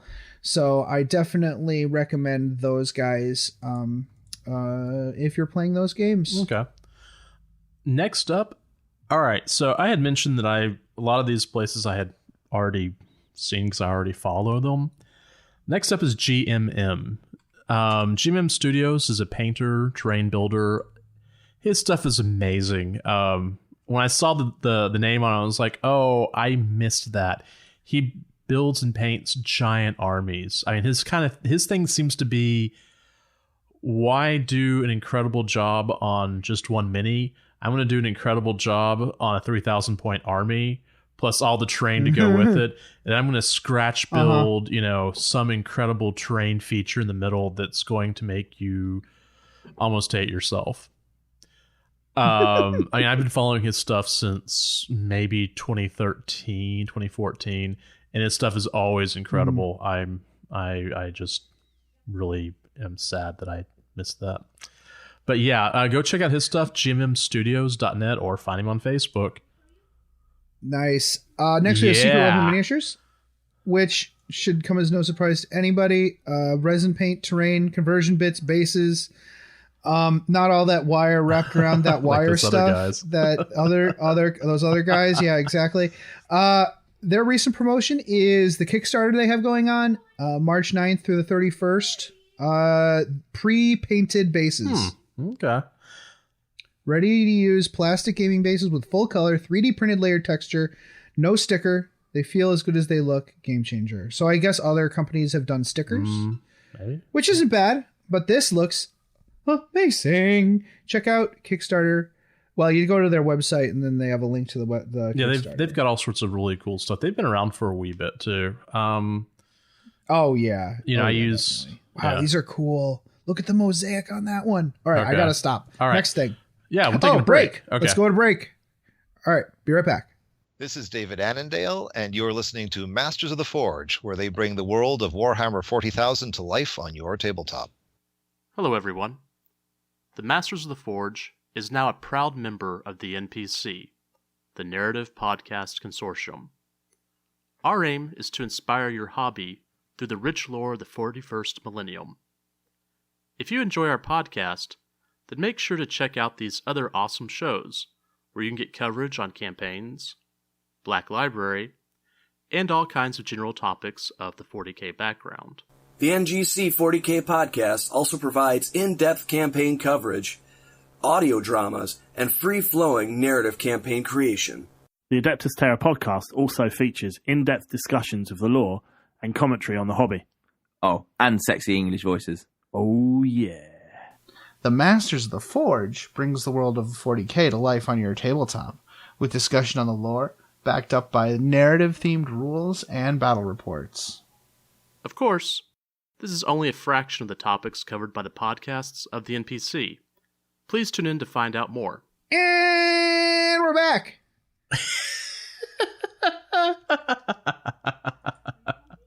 In real time, everyone? Yeah. It was immediate. Okay. Yeah. So, Wargamer LLC, they're a somewhat new company. They have metal historicals, but they also have a huge selection of historical pinup models. So wait, what? I don't know, dude. Wargamer LLC. The link is on the Adepticon website. Just check it out. It's worth at least like seeing the wonder of it all. Hold on. Historical pinup? Are we talking about like George Washington, or are we talking about like Marie Antoinette?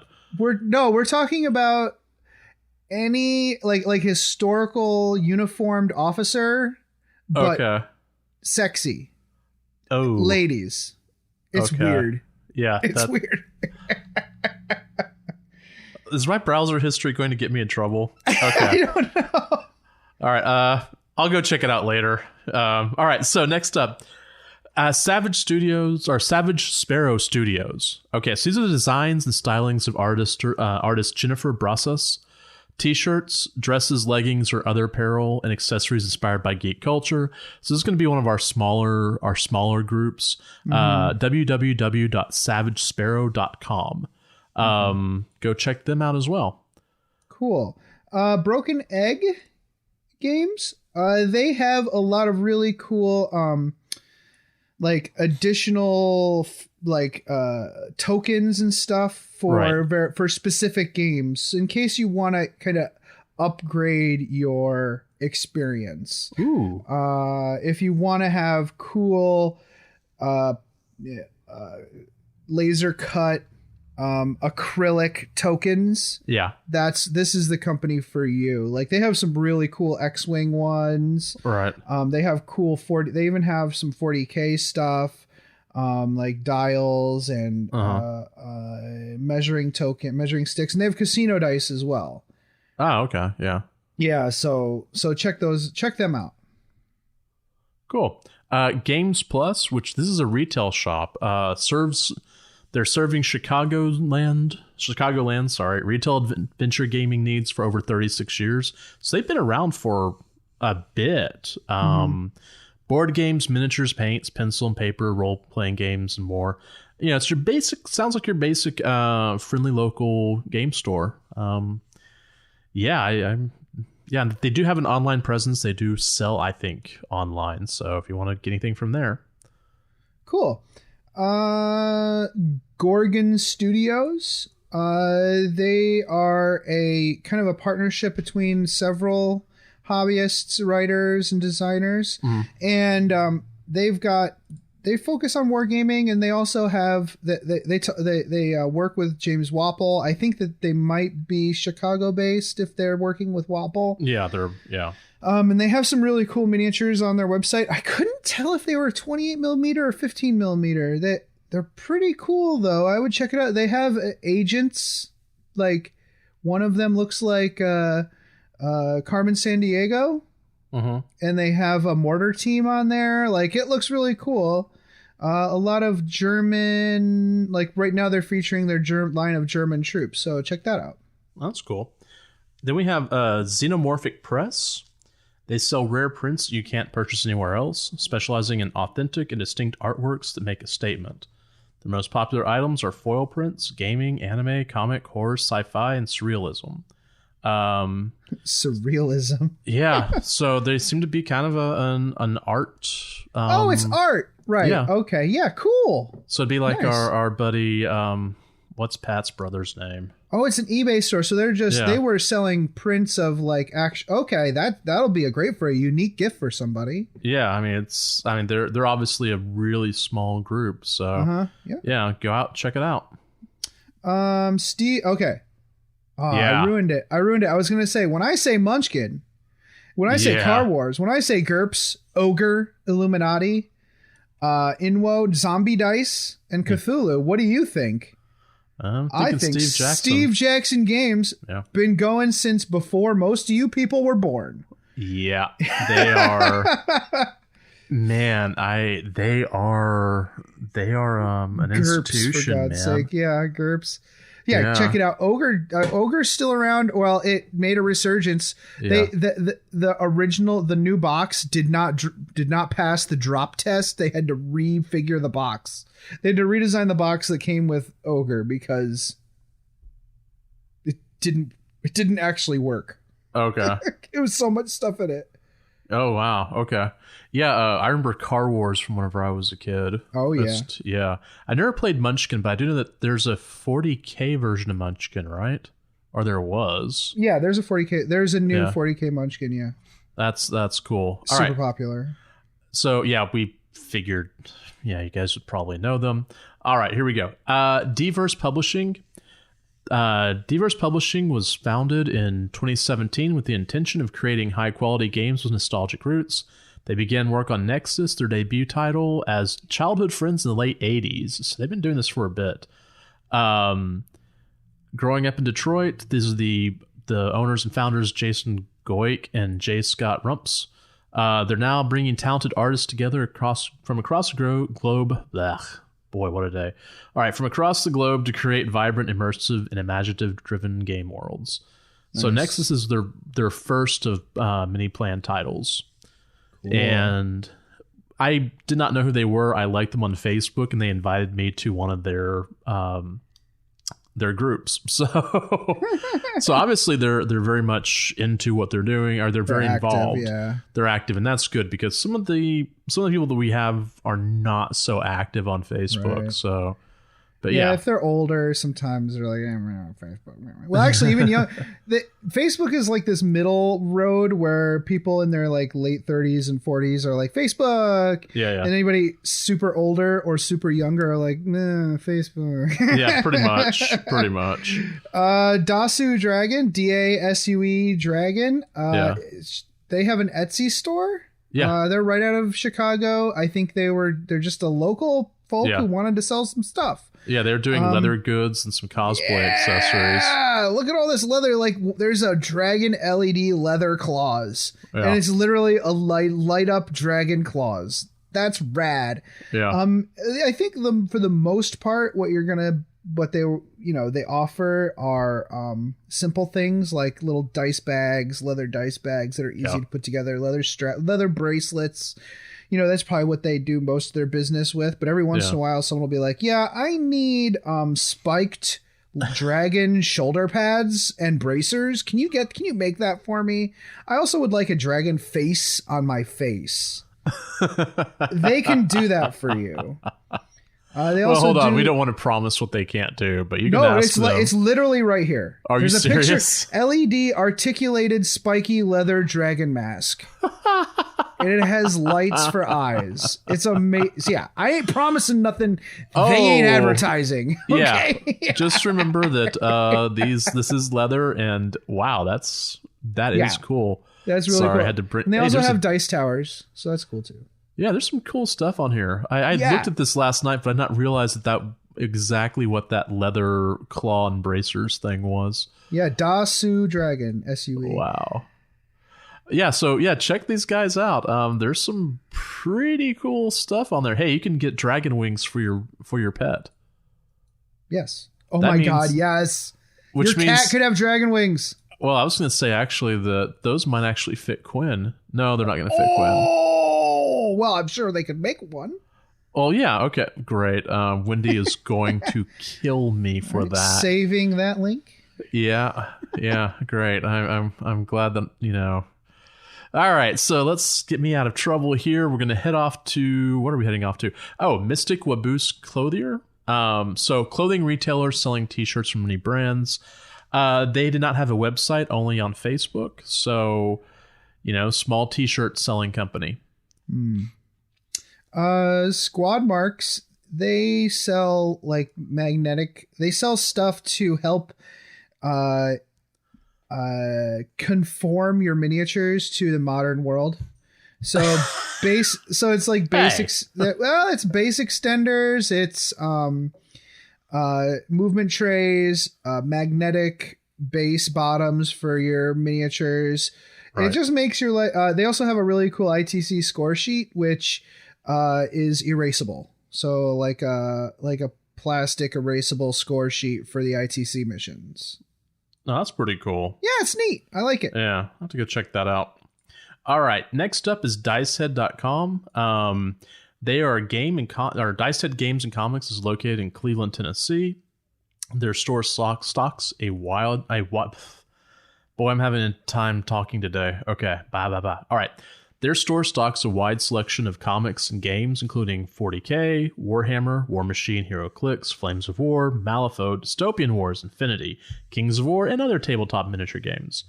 They also carry collectible card games. Dicehead Games and Comics provides gamers and collectors a fun atmosphere to gather with friends and play their games in our large game room. They're probably hurting right now, so check them out. At one point, they were they're an advertiser for the Bell of Lost Souls podcast. What is it? Forge the Narrative. Yeah. Yeah, I think actually they had started off as the retail arm of Bowls. Because I actually have ordered from them in the past. Gotcha. So cool. Unpopulargames.com. They have a variety of gaming aids and a mixture of other gaming adjacent products. Mm-hmm. But the most interesting product that they have is a custom neoprene objective creator. So There's like there are objective markers that instead of being like the size of a coin or the size of a poker chip, it's actually not 6 inches bigger than that. So it'll be the size of a poker chip and then extending 3 inches out so that you don't have to measure your distance from the objective marker. Oh, so it'll have concentric rings. It'll have a ring that measures 3 inches from the center of the objective and a ring that measures from the edge of the objective, depending on what event you're going to or how you're going to measure it. Oh, I like that. Yeah, and so they sell those. You can put your like if you're doing an event, you could put you could tailor it for the event. Or if you have I've seen some of the guys at the Portal. They have their own for their game club. They have their own, like Team USA has their own objective markers that they made out of the neoprene. So you can put stuff on it, or if you wanted to, you could just lay it in a ruin or something, and they'll fold up against the side. It's not a big deal. That is cool. Okay. Yeah, and they're not heavy either because they're neoprene.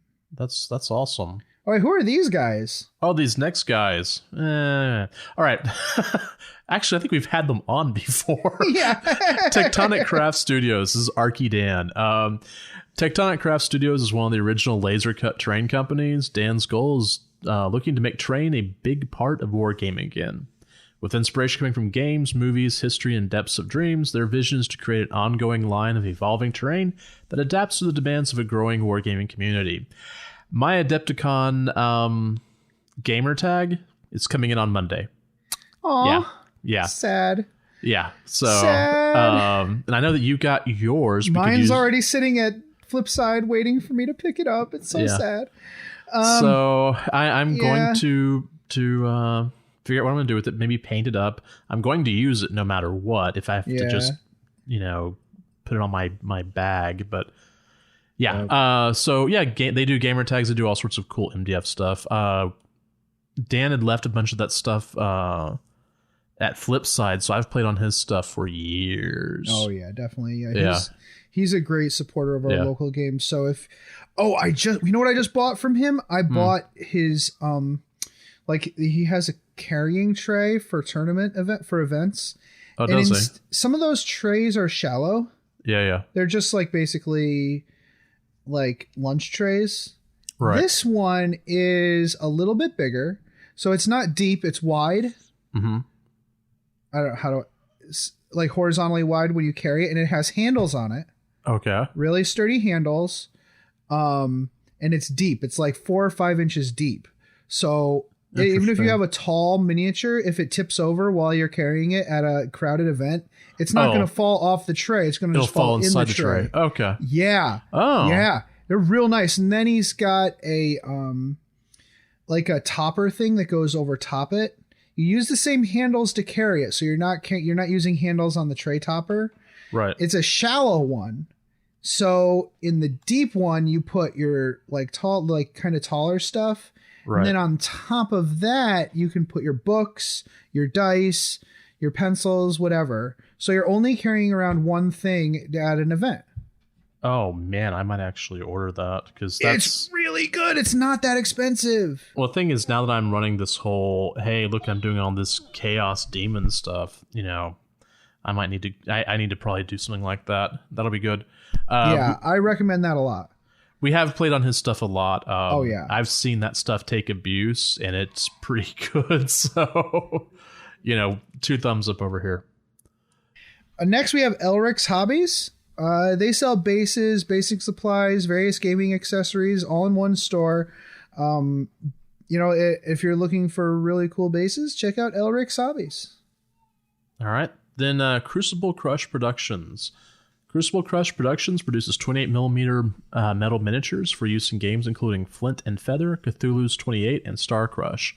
So we've got some interesting stuff here coming from, Cthulhu era stuff. More for Star Crush. Yeah, there's some historicals there for Flint and Feather. There's the Cthulhu stuff. Yeah, their stuff looked pretty cool whenever I was digging through it.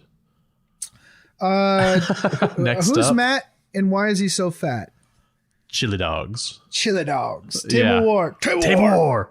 They are longtime supporters of events. They sell their fat mats at a deep discount to event runners.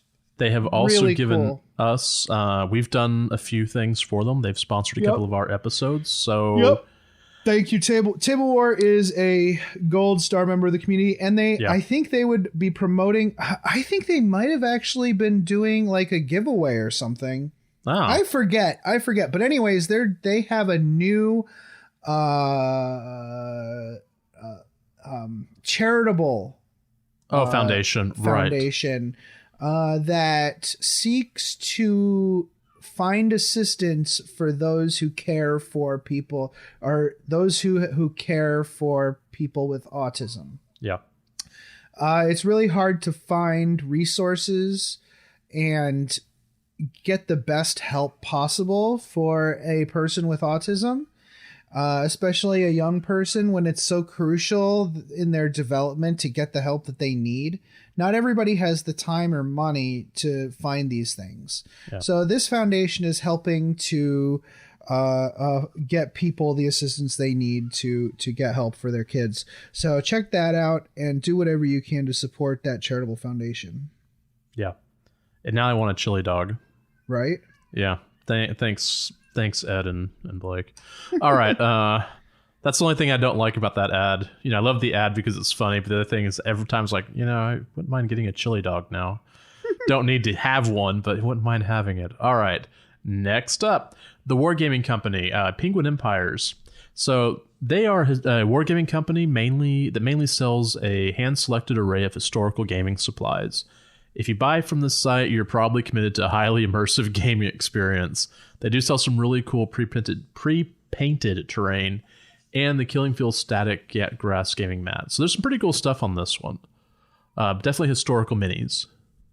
Awesome. Next we have Lost Battalion Games. They seem to have some pretty cool, unique board games that are miniature game adjacent. They have this game called Sergeants, which also includes like map packs that you can buy for it. Yeah. And it's like a cardboard cutout miniatures board game thing. Yeah. It's really neat. There's another one called Rally Around the Flag, which is a corps command kind of game where you have these. It's reminiscent of, imagine if you are a general in the Revolutionary War, or sorry, you're a general in the what do you call it? The darn it, Civil War. You're a Civil War general, and you're pushing around tokens, like getting a lay of the land and deciding which forces to deploy where. It's kind of like that. So it's less a miniatures game and more a cardboard chit game, except with much neater tokens. Oh, okay, cool. They're like laser. They're like plastic. They're like plastic tokens with cute flags and stuff on them, and translucent tokens, so you can see the map underneath easier. Cool. All right, next up is Relic Blade. All right, so Relic Blade is a dynamic miniature skirmish game set hundreds of years after the apocalypse of a mythic age. Enter the strange realm as a seeker, a powerful extraplanar being. Use your influence to gather great heroes or powerful monsters to your cause. Delve into the vast ruins of the ancient world to claim your destiny. This is actually really cool. They do. It seems to be both a gaming company and that they produce miniatures and also a game system. Mm-hmm. And it seems to be on the small warband skirmish level, which, you know, that's already was said. But you can go through and purchase factions that I guess you would just need like that one faction. And if you want, you can add an extra, you know, miniature to go through and boost that faction's score points or their point list. As I was digging through their website, I saw the Bounty Hunter miniature that I think is really cool. It's a female miniature that's carrying a crossbow, which you know that's pretty nice. They seem to have like character cards and upgrade cards, so it's based on that sort of thing. Cool. Basically, it's all fantasy stuff, definitely, but it's more. I don't even know how to explain it. It's basically fantasy stuff. Some really cool stuff though. Whoever's doing the painting for the miniatures is really good. So, because all their splash pages with the painted minis are pretty impressive. Cool. Next we have War Cradle Studios. They're a distributor. They're a sculptor. They're a 3D printer. They're a resin manufacturer, laser cutter, and game publisher. So they publish Dystopian Age, Wild West Exodus, Dystopian Wars, Wild West Exodus, Armored Clash. So they create those games, but they also distribute other games, and they do their own miniature design as well. So they've got a lot of stuff going on. That's War Cradle Studios. They're into a lot of different cool games. Yeah, the Dystopian Wars. I know that's a fun looking one, isn't it? I remember seeing it whenever I lived in North Texas, but I never had a chance to play it. There's some really cool stuff in there, though. Yeah. All right, next one, Muson Minis. Muson Minis produces licensed acrylic tokens and other gaming aids for various games. Their products are for folks who take pride in their favorite game and want something a little cooler than the cardstock aids that come with their games. This company is really easy to work with if you're trying to stock a club or put together swag for your event. Cool. They've got all sorts of stuff. Their web store has, Yeah, if you want, if you want to up your game in your favorite game, you can replace your tokens with the tokens that they make. Right, and they have 40K objectives from Forge the Narrative that are pretty nice looking. Nice. Next we have Gripping Beast. They're manufacturers and retailers of war games, figures, accessories. They're best known for their range of ancients. And they cover a wide range of historical periods, ranging from the wars of the Diadochi and the Crusades, even the Gallipoli campaign of the First World War. Is that how you say that's the plural of Gallipoli? Whatever. As we only produce miniature ranges that interest us, they say, they're capable of ensuring that they get high quality, historically accurate, and complete ranges. So cool. Check out they have a lot of products. I've never heard of them, and I don't know why. Check them out. Yeah. Gripping Beast. All right. Wild in the Streets. Wild in the Streets is a whimsical miniatures skirmish game based on late 20th century gang warfare, based in no way on actual reality. If you go to their website, they actually have a terrain piece that's a half pipe. Yeah. I went to that one, I was like, that's not going to fit in 40K, dude. But there's some really cool stuff on there. It's basically kind of a skirmish level game, or that's what it looks like. There seems to be miniatures that are based on, like they said, late 20th century, quote unquote gang war, but it is pretty whimsical. I really kind of want the half pipe though. Anyways, they are www.slowdeathgames.com. So Spectre Miniatures is really interesting. Ultra modern 28 millimeter 28 millimeter miniature gaming rules.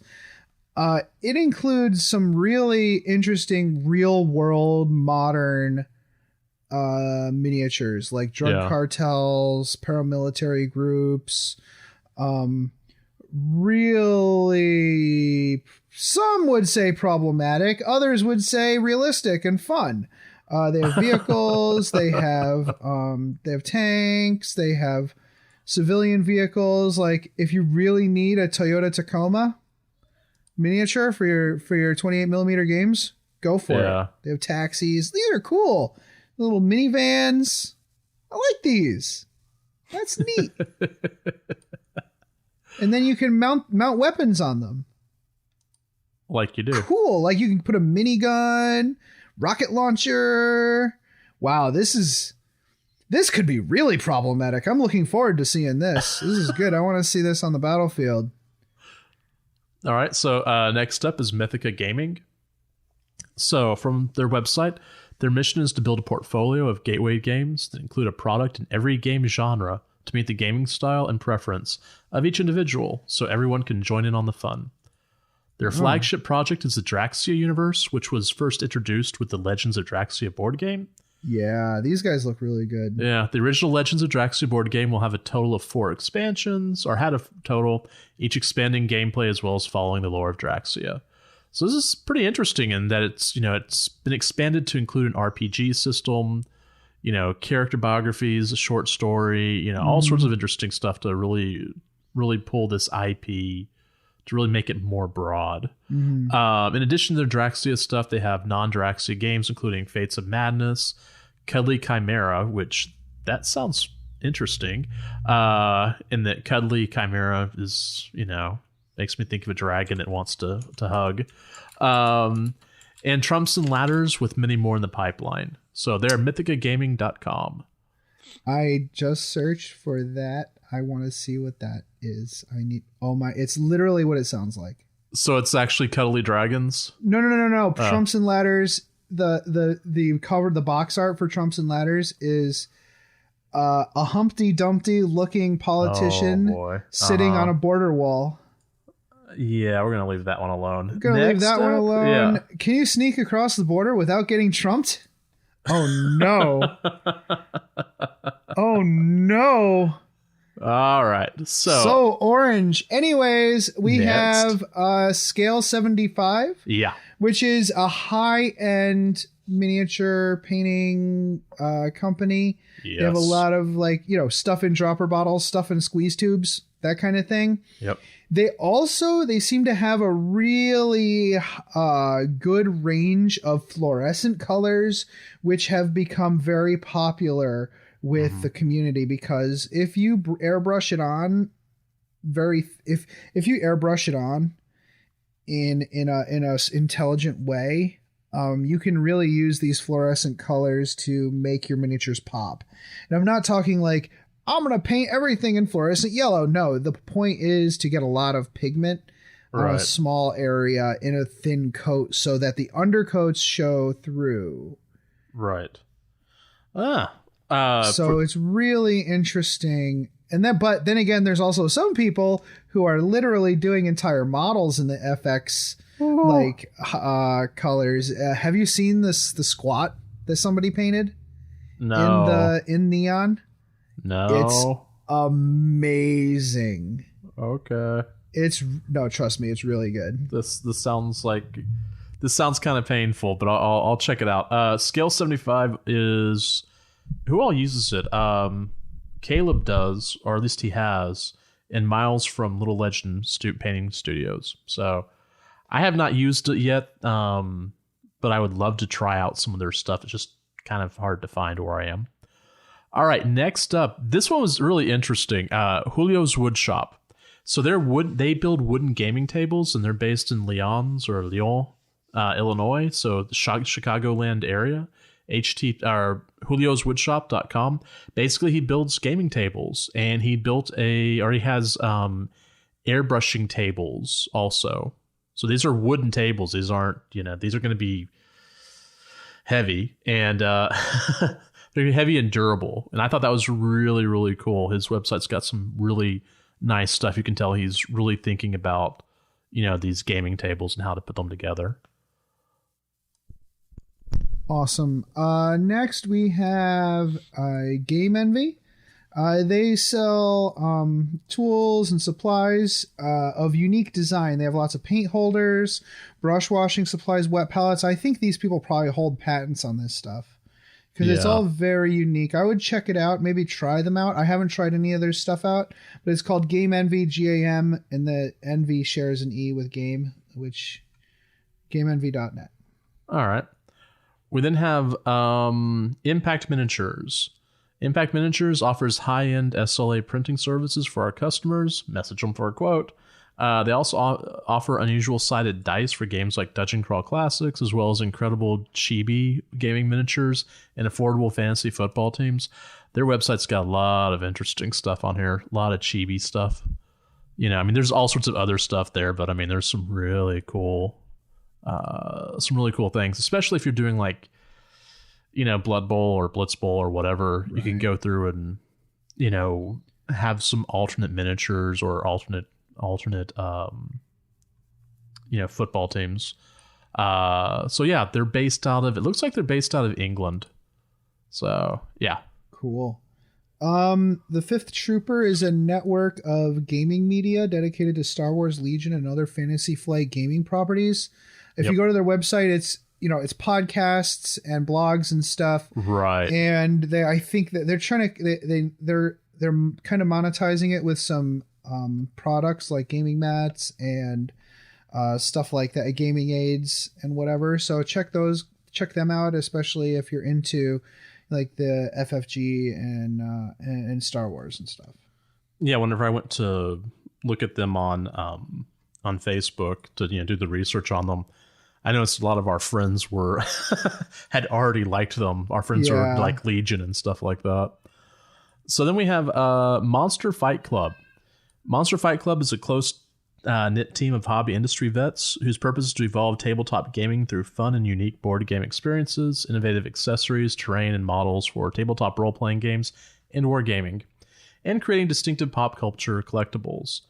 So, along with developing their ranges of hobby products, Monster Fight Club is also partnering with other hobby game and entertainment companies to provide creative guidance and manufacturing services. One of our buddies does play their game quite a bit. I have not played it, but it looks pretty interesting what they've got. Cool. Norse Foundry is a company that sells unique dice sets. I think or at least they're resellers of unique dice. I'm not sure if they have these made themselves or what. I think I looked at them. It looked like it was their own stuff. Okay, cool. So and there's some really cool stuff in there. Yeah, stone, metal, really cool designs. Like if you really want your dice set to stand out, like tungsten, a set of tungsten dice for $500, we got you covered. Yeah. Bronze for $140, we got you covered. So for the elite gamer who really wants the coolest dice set you can find, this is where you're going to go. Yeah. Not everything is like $500, by the way. There are some really nice. There's some stuff that's inexpensive. Don't worry. Yeah. But you know, a set of full size amethyst dice for $90. Mm-hmm. I mean, yeah, that's pretty cool. Jasper, $95. Okay, I could look through this site forever. Next. Yeah. See, that was the issue whenever I was doing the research last night, was my wallet kept whimpering.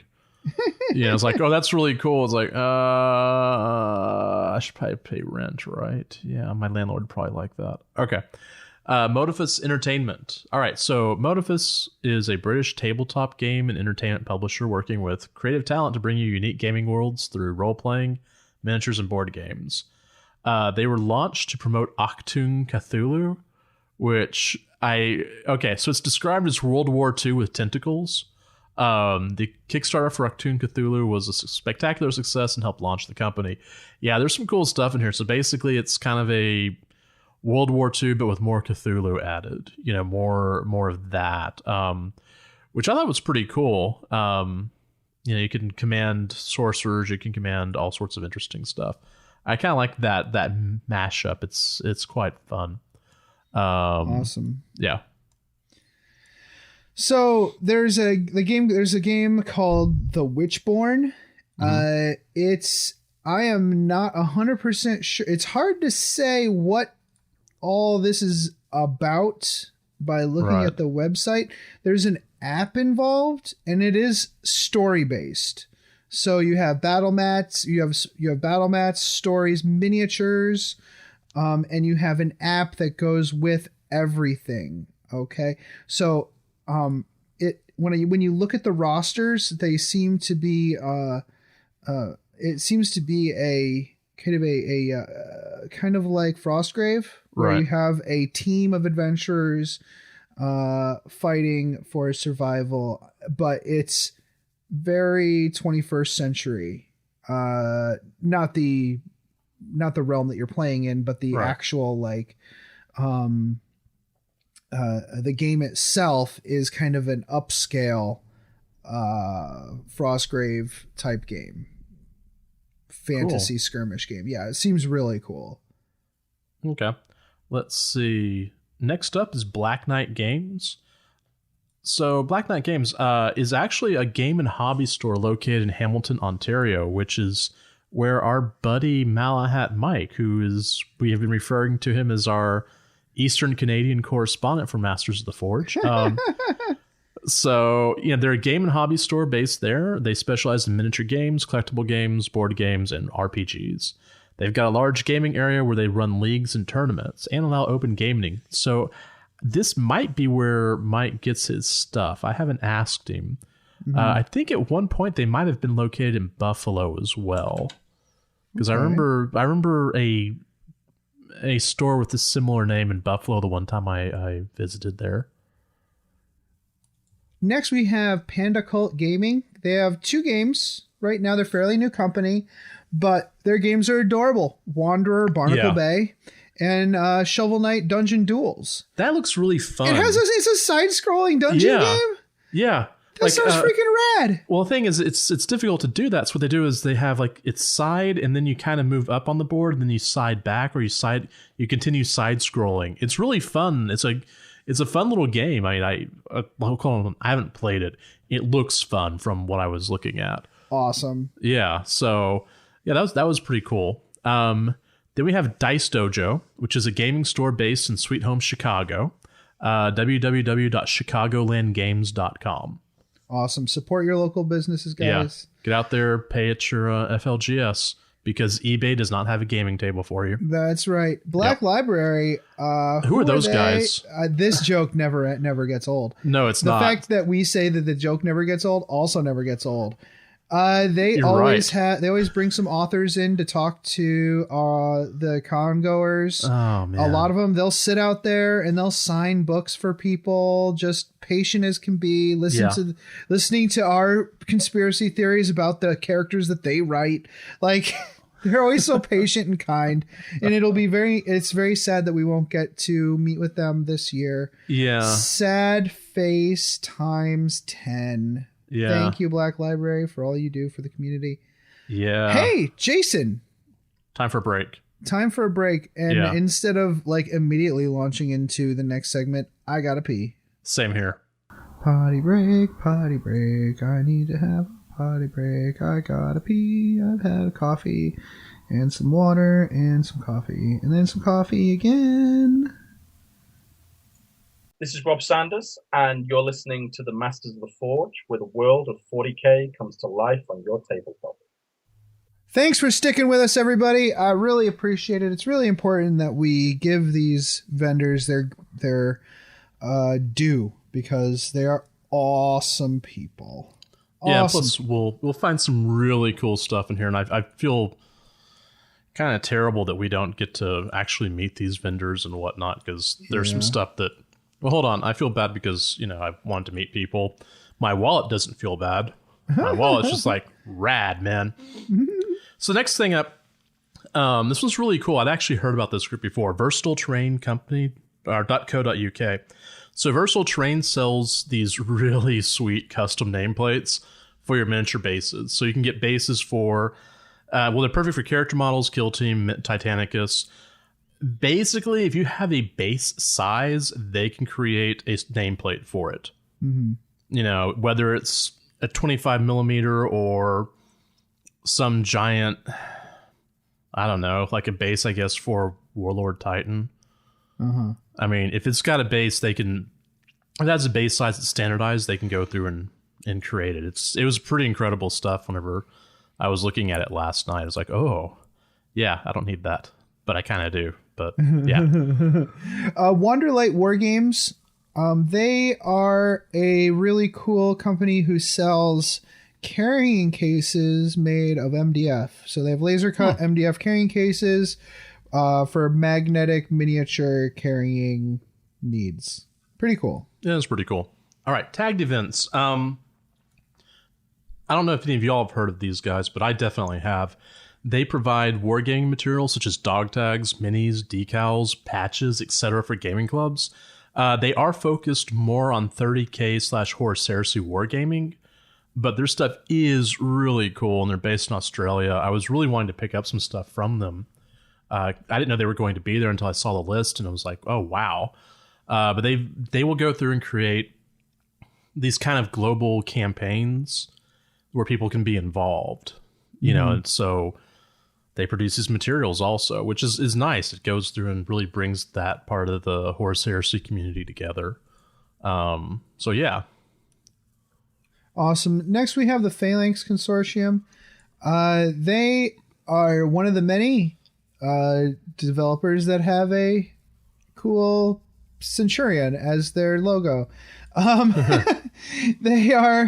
They're going to be around. They were going to be around for Adepticon, but they've decided to run some specials during that week so that you can get on their site and buy their stuff. Yeah. They have a lot of cool sales on their site. They're, official distributors of some games like Blood and Valor. They have some really cool stuff for sale for Monster Apocalypse, like buildings and stuff. Just a huge array of different. They have Gasland stuff. Yeah, I saw that. Yeah. Which is really cool. They sell some of the same stuff that some other companies do, but they have a cool like starting gate terrain for Gaslands, and laser cut maneuver tokens and whatever for Gaslands. So that's cool. Yeah, Phalanx Consortium. All right, next up is Battle Foam. I think most of us know Battle Foam. They make foam and carrying cases. They're mid-range on prices, and they've recently improved their shipping prices. Their big draw is their ability to take a custom design and cut to your exact specification, which for those of you who are kit bashers or conversion maniacs, you probably need to, kind of look at some of that. Yeah, I have never found anyone else who will do that. Yeah. So if folks do have an alternative, let me know. Yeah. Because the only place I know right now that I can get custom cut foam is Battle Foam. Yeah, that's it. And I've got one of their bags. Like I have their Pack Air, which is pretty nice. Cool. Stiff Neck Studios is a professional miniature painting service. Their stuff looks real good. Check out Stiff Neck Studios. Yeah, they're another group that I was already following on Facebook. It was funny, and there was a bunch of them who were just like, oh, cool, they're going to be there. Like, I recognized them whenever I saw the name. All right, Corvus Belli, Infinity. If you play Infinity, if you like Infinity, this is them. They were supposed to be there. For those of you who have no idea what Infinity is, it's another skirmish level gaming system, metal models. It's actually a really nice system. I've played a couple of games. And like my locals are kind of wanting to maybe do that again. I'm not so interested just because I don't want to branch into another system, but that's just me. But, there they are. Go check them out. Awesome. So next we have Knuckle Duster Miniatures. Knuckle Duster Miniatures is all about Wild West style miniatures gaming. Yeah.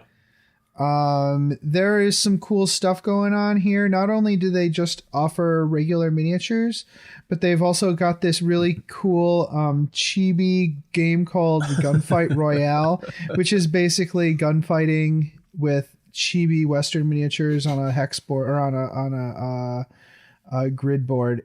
It is really funny.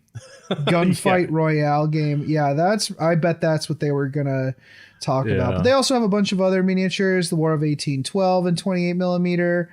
They've also got like Wild West like gunfighters, but with orc heads. Sure. You know what? You do you. Hey, variety is the spice of life. That's what I say. Yeah. So that's a freaking orc. That's funny. Of course, man. You want to put orcs everywhere, man. Yeah, they are. Yeah. People will buy it. I would buy it. So I know. They know their niche. They know who they're marketing to. All right, next up is Den of Imagination. They are a painting studio as well. This is another one of those groups I'd already followed. I mean, I've been following them for quite a while, actually. So check them out, www.denofimagination.com, or look for them on Facebook. Cool. DGS. So DGS has a huge line. So they have their own game called what's it called? Freeblades? Yeah. Which are fantasy skirmish rules in their own fantasy world of Phelan. And that they have created a lot of really neat monsters and factions to go with that game. The miniatures are reasonably priced, but the lines are really interesting and could be used in other games. Obviously, if you want to use this stuff for Frostgrave, you can because of just the way Frostgrave is. They have they're metal miniatures in like a 32 millimeter scale, which is a little bigger, but they're still compatible with 28, you know. So what I really thought was cool was they have a recent promotion, which I'm sure they would have had at the convention. They're called the Kandorian Deathmasters. Right. It's a really neat range of miniatures which kind of reimagine the Egyptian style fantasy archetype. So they combine the Egyptian culture from the ancient Egyptian culture with notes of necromancy and cats, like they're cat people. Because sure. Yeah, it's probably better I didn't go see them. Okay. Yeah, it's pretty. Oh, I can link it for you if you like. I don't know. I'm looking at it. We'll see. Okay. The dude has a cat hat on. His hat it's a cat man with a cat hat. Okay, it's called a jackal priest, but whatever. Oh man, that is amazing. Amazing. It is amazing. All right. Next up is Badger Games. So Badger Games started originally as Pontoonier Miniatures, and they were creating figures for gamers in periods that they felt were underserved, so they could bridge the gap. This went well, and then they purchased a couple of other miniature manufacturers. And so what they did was they needed to have an umbrella group. So that's whenever they started calling themselves Badger Games. Mm-hmm. They've got a lot of interesting. They were supposed to actually run a painting competition for Adepticon.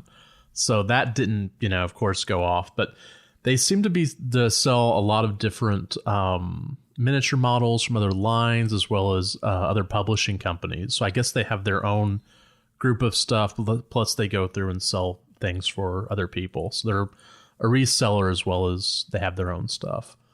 So that seems to be pretty interesting. Okay, so these people I probably would have spent money on. Black Site Studios. Yeah. These are great. So they have 3D printed terrain, not 3D printed terrain, MDF terrain. Some of it is pre-painted.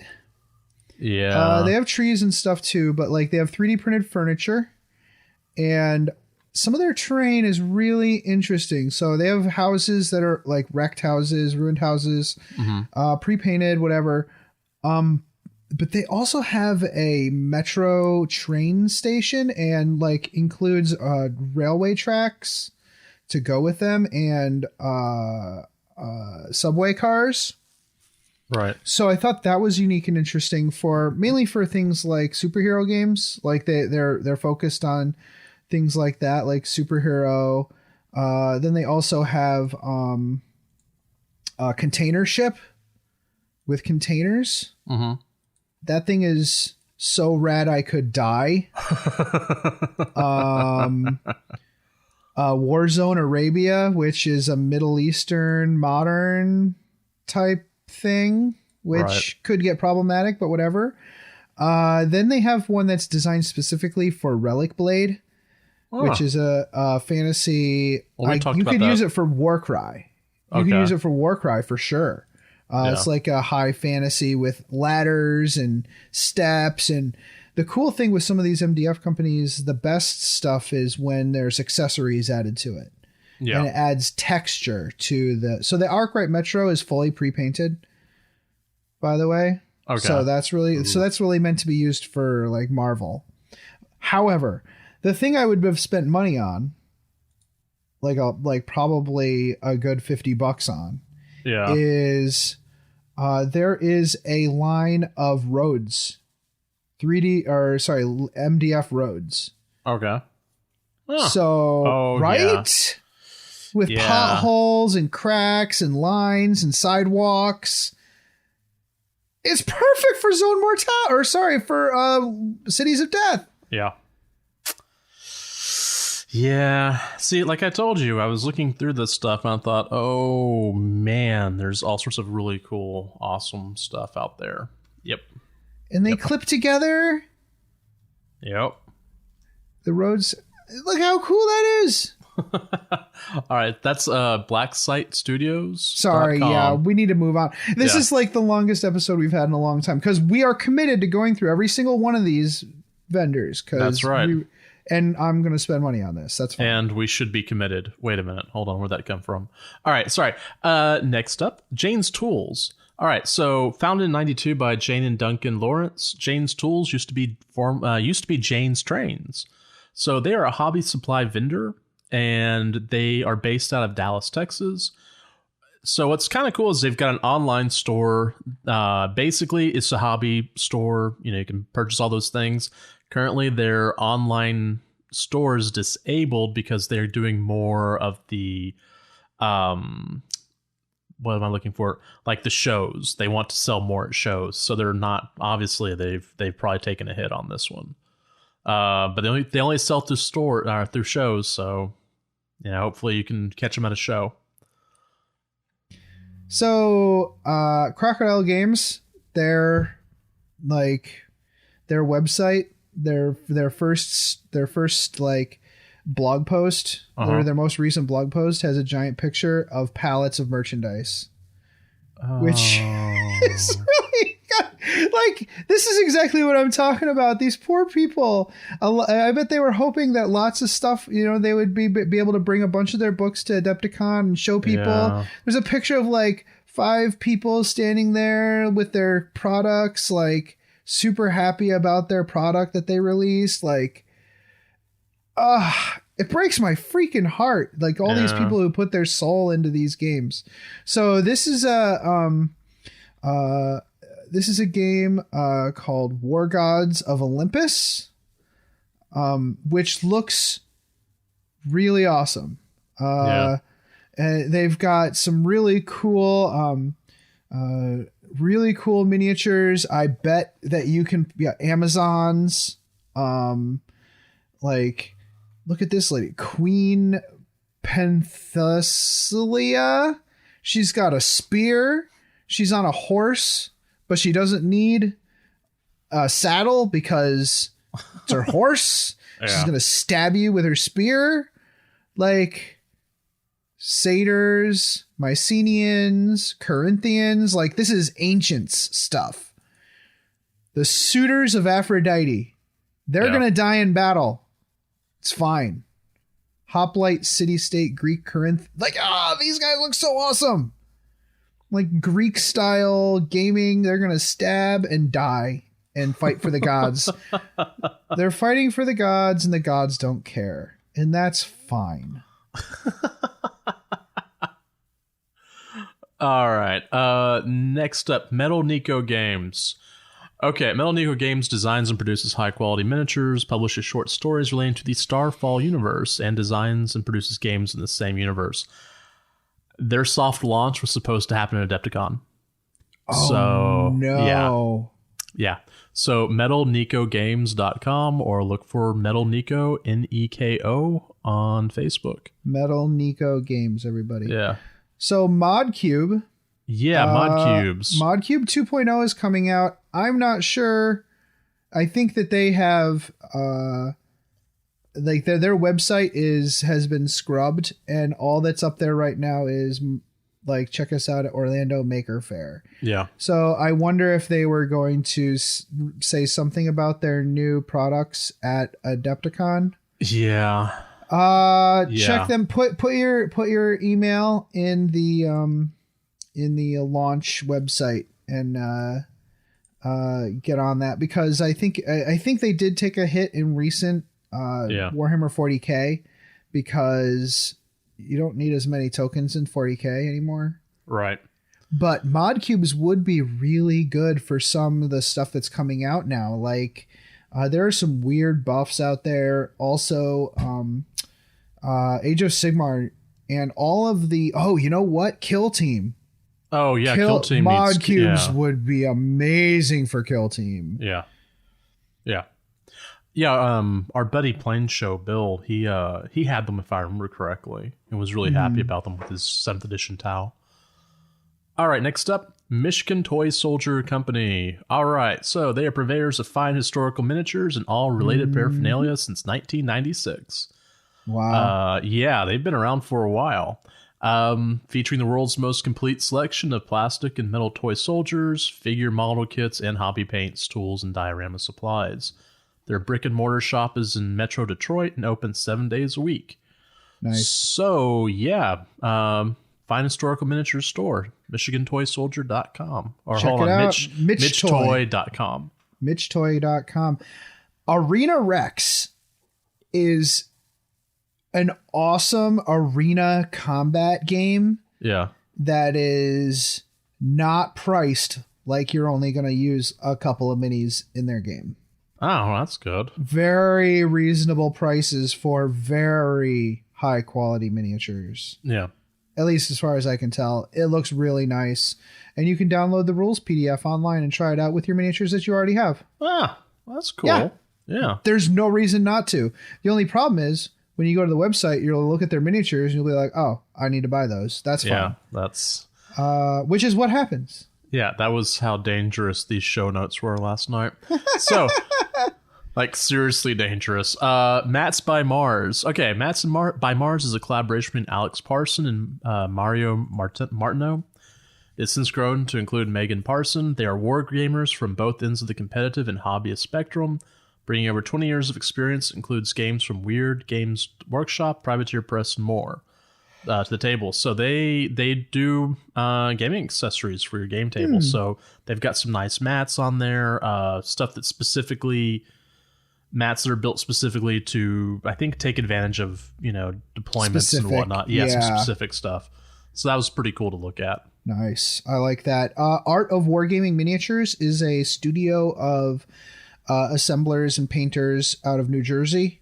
They've got a Crystal Brush winner on staff.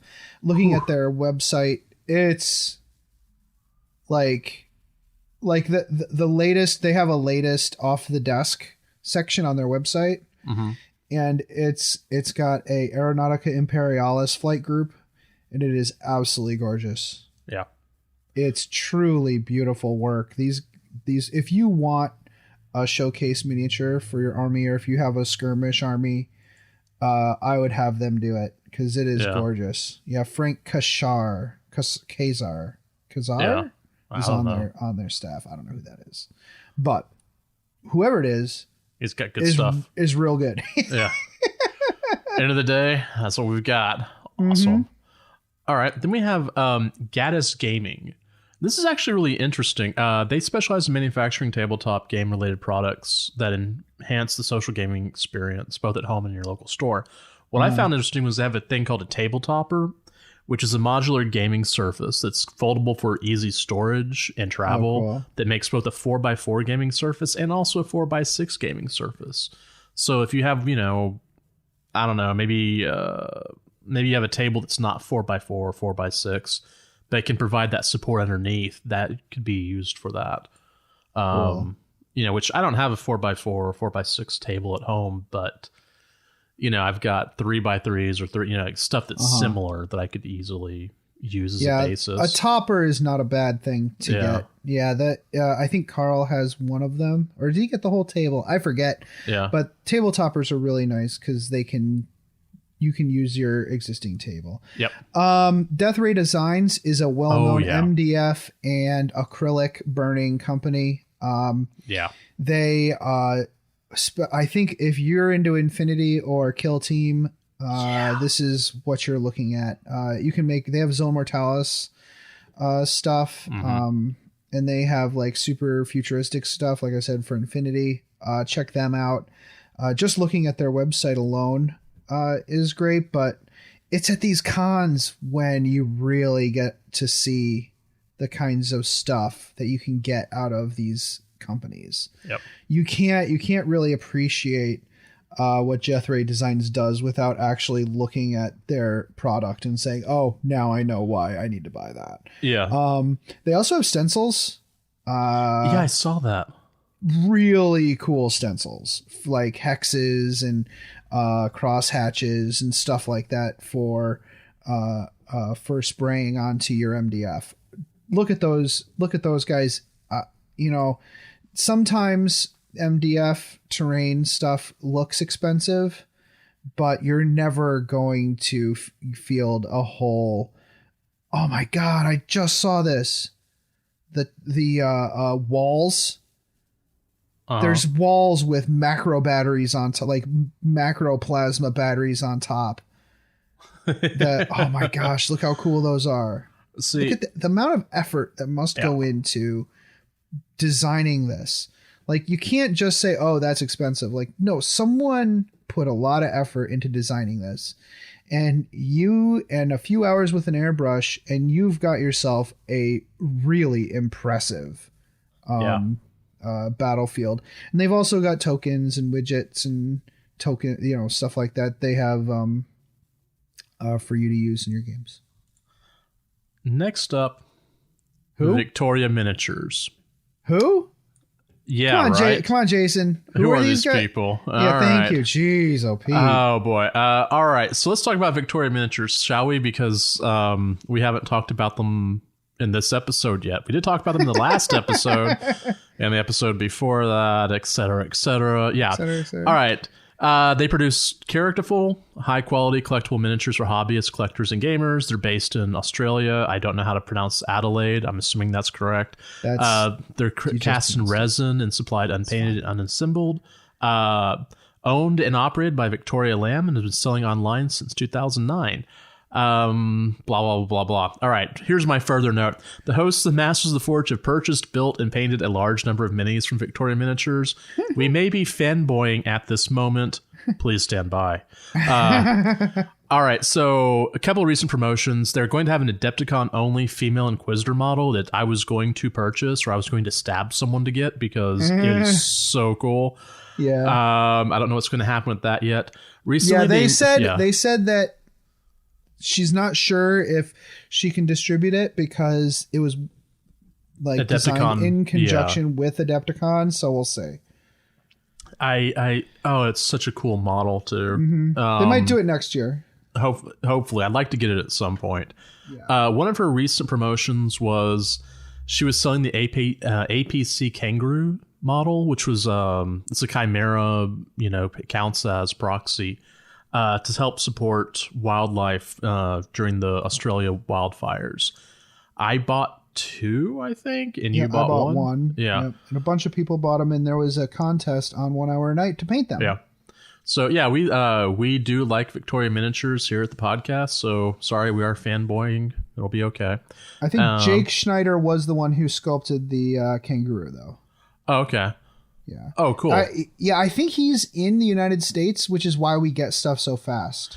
So I think they have 2 locations where they share the 3D model so that they can both produce and distribute in both locations.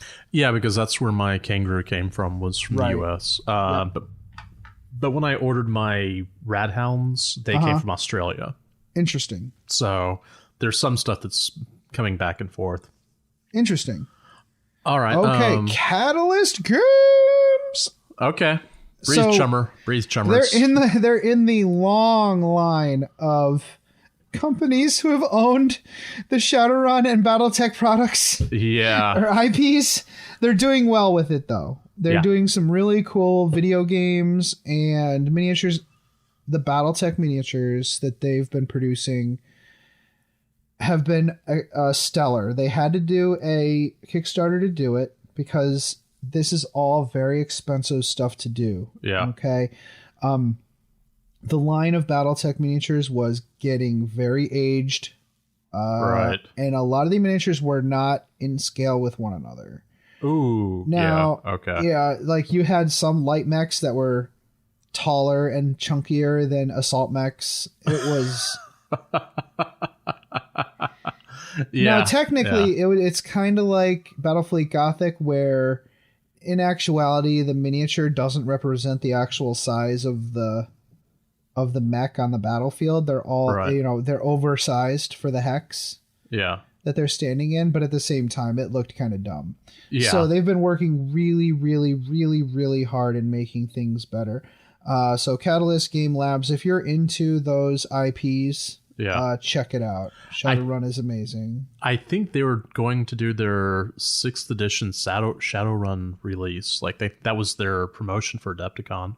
I'm interested to see what, because some people still play in the old setting because modern technology has far outstripped the futuristic technology of Shadowrun 5th edition, or sorry, 3rd and 4th edition. Like the original Shadowrun. So when it comes to obviously cyberware, we don't do half of what, but computers, we do, and the prevalence of Wi-Fi and other wireless communications have far outstretched what was going on in Shadowrun. It's really funny. I'll have to check it out. And, I played it way, way, way, way back. I don't even remember what edition it was. So I'd love to see how they're doing things now. All right, next up, the Army Painter. All right, so Army Painter's paint suppliers. Most of us know Army Painter. They have incredible primers. They've got all sorts of cool stuff. I use their strong tone paints and some of their other tone paints, and I really like their stuff. Some really good stuff. If you want to go through and paint a large army quickly, boom. They've got the materials that will help you get it through without having to have an airbrush. Awesome. Next, we have Mini Masterworks. I can't tell from their website what they do. They have 3 promotions on their website. Mini Masterworks. Oh, yeah. Make your website better. I have no idea what you're doing with your life. Okay, so Mini Masterworks, I actually do know one. They have a recent promotion called Studio X, which is a traveling hobby kit, which was shared to the Independent Characters group. Their Kickstarter begins on March the 20th and was going to be announced at Adepticon. Oh. Yeah. So this is one of those that... definitely suffering from this issue. Right. I do know that it has been shared on the Independent Characters community page. So more than likely they'll get people from there. But their hobby traveling kit does look pretty cool. It's got spots for your paints and your brushes and whatnot, which, might actually work pretty well. I typically don't paint when I'm on the road, so it may not work for me, but for those who do paint on the road, then that's probably important for them. Okay, cool. So I'll take Cardboard Dynamo then. All right. Cardboard Dynamo. Sorry. No, I appreciate you telling me, because I had no idea what the hell was going on there. Oh, same with this next group too. Giga Robo. Okay. Looks like an awesome game. Yeah. It's got robots and buildings. It's a hex-based robots killing each other game. That sounds like it's up my alley. Exactly. Looks like Gunpla type miniatures combat board game. And there's literally nothing wrong with that. Yeah. That looks amazing. And again, they probably are going to be suffering from not being able to show at Adepticon. Yeah. Let's see. We then have Atlas Games. And Atlas has been around since 1990, so they're actually a pretty old game studio. They publish board games, card games, tabletop RPGs. Looking at their website, they seem to have all sorts of smaller games that are just board games and whatnot. I didn't have a chance really to go through their stuff. Like they've got card games, board games. They've got some RPGs. I don't play some of the other stuff as much, so I don't recognize things. Ooh, they do have a Cthulhu area though. Oh, they've got what looks like it's like children's books, like where the deep ones are, or Goodnight Azathoth, or Clifford the Big awesome. Red God, the that Antarctica. Is awesome. Oh wow, there's some fun stuff on here. Yeah, so check them out. I'm quite curious about them now. That's really cute. Okay. So yeah, I mean, they also have a book called The 40 Years of Gen Con. So, they've been around for a while. I'm sure that if I dig through their website more, I'll start recognizing things because there's some stuff that looks really familiar. Next, we have Anvil Games. They're based out of Malta, not New York. They are producing a game called Holdfast: Nations at War, which is a competitive multiplayer first and third person shooter. Now get this, set in the Napoleonic era. And they're going to be hosting massive battles of over 150 players per server to take place in the game. So I'm watching they have like a few videos and screenshots of their game. And it's literally what it sounds like. It's basically you are in a historical war game. There's a picture of a guy getting his head blown off by a musket ball. It's not great. Yeah. Don't eat before playing this game. Okay, cool. Oh, it looks so cool. Can you imagine playing? And there's like sea battles too. Yeah. Okay, I can't watch that because I'm gonna want to play it. Yeah, so that's the issue. All right. So GCT Studios, a British company that was founded in 2010. They are the producers of Bushido, which, I've seen people play and I've heard about it. And their promotion was they have new cards and deck lists for this game. So it's a miniatures game. And if you look on their website, there's some really cool minis.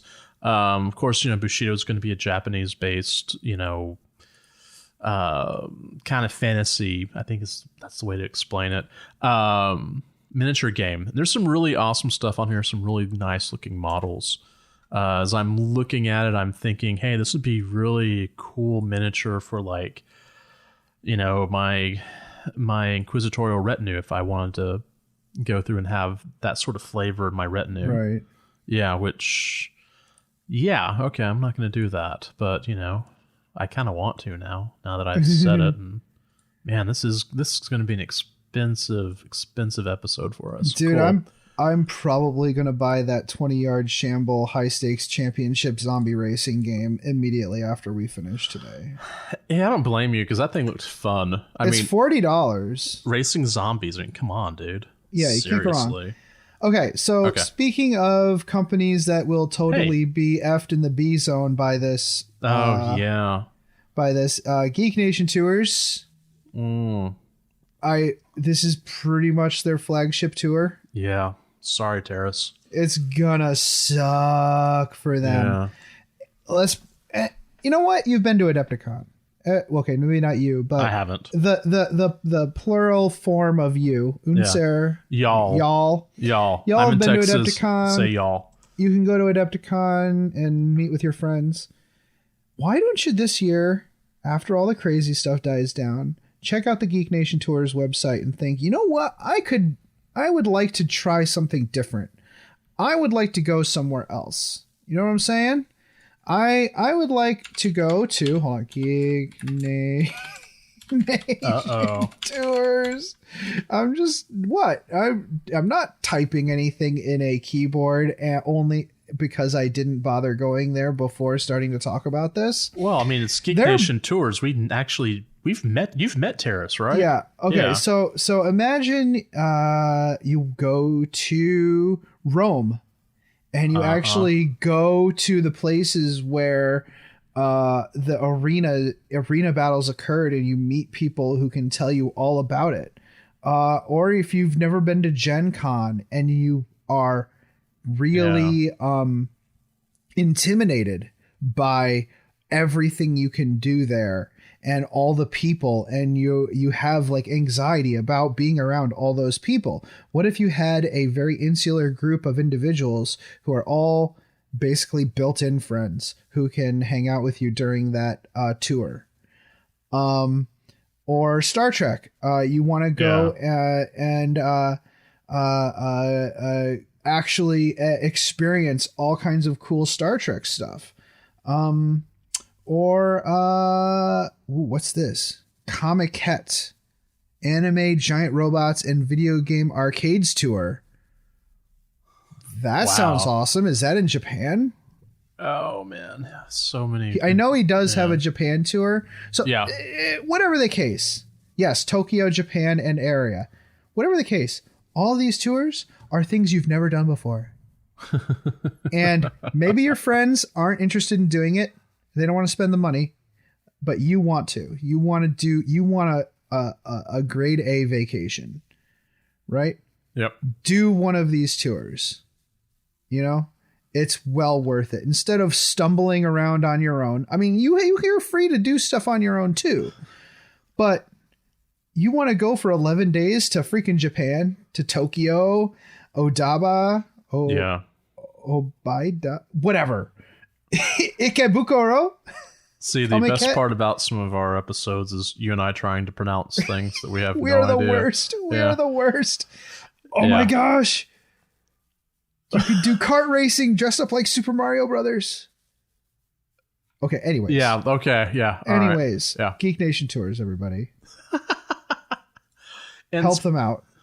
And speaking of Geek Nation, so we all know that Geek Nation runs the Freebooter Network. Yeah. We're going to talk about 40K Radio. So 40K Radio was going to be there, which is a bi-weekly 40K podcast based on the Freebooter Network. Freebooter? Yeah, man. I need sleep now. Okay, that just proved it. Their mission is to provide their fans and listeners with the latest news and coverage of the GW miniature war game of Warhammer 40K. 40K Radio has been around in some form or another forever. Yeah, people talk about the glory days of 40K Radio when it was terrible. Yeah, no, they've been around. They've been around for so long. I mean, they've gone through host changes. They've gone through all sorts of changes, but I mean, they're still around and kicking. They're a staple. Yeah, listen, give it a try. Yeah. What do you got to lose except an hour? Next, we have Archon Studio. Yep. Okay, they're a video game, board game company based out of Poland who is creating a board game based on Wolfenstein, which is all about murdering Nazi zombies. I think. Pretty sure. I'm cool with that. Sounds about right. Yeah, I'm in on it. Yeah. Yes, Archon Studios. All right. Next up was CMO Games. CMO Games used to be chaosmailorder.com, but they have changed their name, so they are an online store of tabletop games, including card games, board games, role-playing games, and miniature games. Cool. Last but not least is Firelock This looks really Games. interesting. Yes. Over on the Jeff's podcast. Yeah, I know which podcast. I don't remember the name of it, but I'm assuming they're probably playing it since he does historicals from around the early U.S. history. That seems to be his thing. I'm very upset that I can't remember the name of this podcast, Jason. I'm sorry. I feel like I really should know better. That I listen to this podcast and I enjoy this podcast, and I'm not looking at my downloaded episodes on my phone right now to see what the name of this podcast is, because that would be extremely unprofessional. So for me to have to look up the Combined Arms podcast. Yeah, we wouldn't want to do that to Jeff, who you built ruins for him, didn't you? Yeah, I did. Yeah, Anyways, the Combined Arms podcast talks about historicals and other games. Actually, lots of games. But anyways, Firelock Games are the creators of Blood and Plunder. Yeah. Which sounds like a lot of fun when people talk about it. Yeah. And I would definitely play as the blood side of the... Well, anyways, you can buy a boat. Okay, that's all there is to it. You can have a boat. So that's what you want, is the boat. I want a boat, okay, and then I want to dig for buried treasure. Okay. I mean, it's all I really ask for. Okay. Yeah. There's some interesting boats too. You can get frigates all the way to canoes to all sorts of interesting. Is that a galleon? Yeah, that is a galleon. Okay. I'm sure it's fine. Yeah, all sorts of cool stuff on here. A frigate. Yeah, there's a frigate on there. It says 6th rate frigate. That does not bode well for its ability on the ocean. Well, there's another frigate if you look. Wow, we're saying frigate quite often, aren't we? Pirates were very rarely able to stand up to the might of a 6th rate ship. Famously, Edward Blackbeard Teach was able to capture one and use it as part of his fleet. Ah. Yeah, there's some, there's some interesting stuff in here. I mean, they seem to be made out of resin, plastic resin. Yeah. So okay. Yeah. Okay. So let's not that go is through the and buy last. that I'm today. sure there are others, but these are the ones that were advertised on their website. Yeah. I am going to actually copy pasta this entire show notes. Yeah. Into the show notes for the show. Okay. Yeah. There's no reason not to. We did just read 29 pages of notes. Yeah. I mean, it's, bulleted, but whatever. Yeah. We've been recording for 3 hours. It's fine. Yeah. It's fine. We're good. We're good. Yeah. Once again, well, you know what? Why don't we take a quick break and come back and close out the show? Yeah. Come here, boy. Get the ball. Come on, Max. Get the ball. Mom, Max won't get the ball. He's lazy. I think I know why your Zote is being lazy, Jenny. Why, Mom? Because you forgot to feed him Zotabix today. Oh, no. Oh, yes. Zotabix contains all the nutrients and random animal parts a growing Zote craves. It not only provides our Zote with the energy it needs to play with you and protect our home, but it also keeps its chitinous shell fresh and shiny. Oh boy, I'd better feed Max his Zotabix. Yes, you had. Zotabix is made in part from grade A Astra Militarum post-engagement byproduct and is infused with 112 essential vitamins and minerals harvested from your Zote's natural habitat, the finest desert depths. Zotabix is available in any shopping center on worlds where Zotes are allowed or where the Imperium's inexorable influence has not yet reached.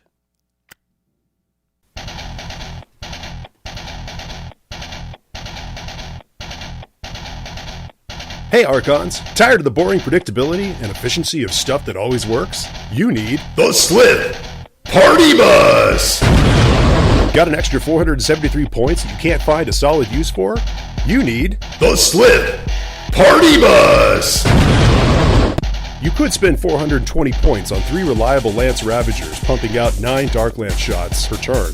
That'll only give up 3 victory points, or you can drop 473 points on 2 Archons, 8 Slip, and a Raider for 11 victory points. You need the Slip Party Bus! The classic Slip Party Bus. Still awesome. Party Bus! Still hilarious. Party Bus! It's the Slip Party Bus! If you love the Slip Party Bus, you'll want to check out our other exciting products. We have the Rack Wiffle Ball Bat, the Trueborn, and the Blood Bride. Trueborn and Blood Bride models no longer available. The classic Slith Party Bus, still awesome, still hilarious. It's the Slith Party Bus!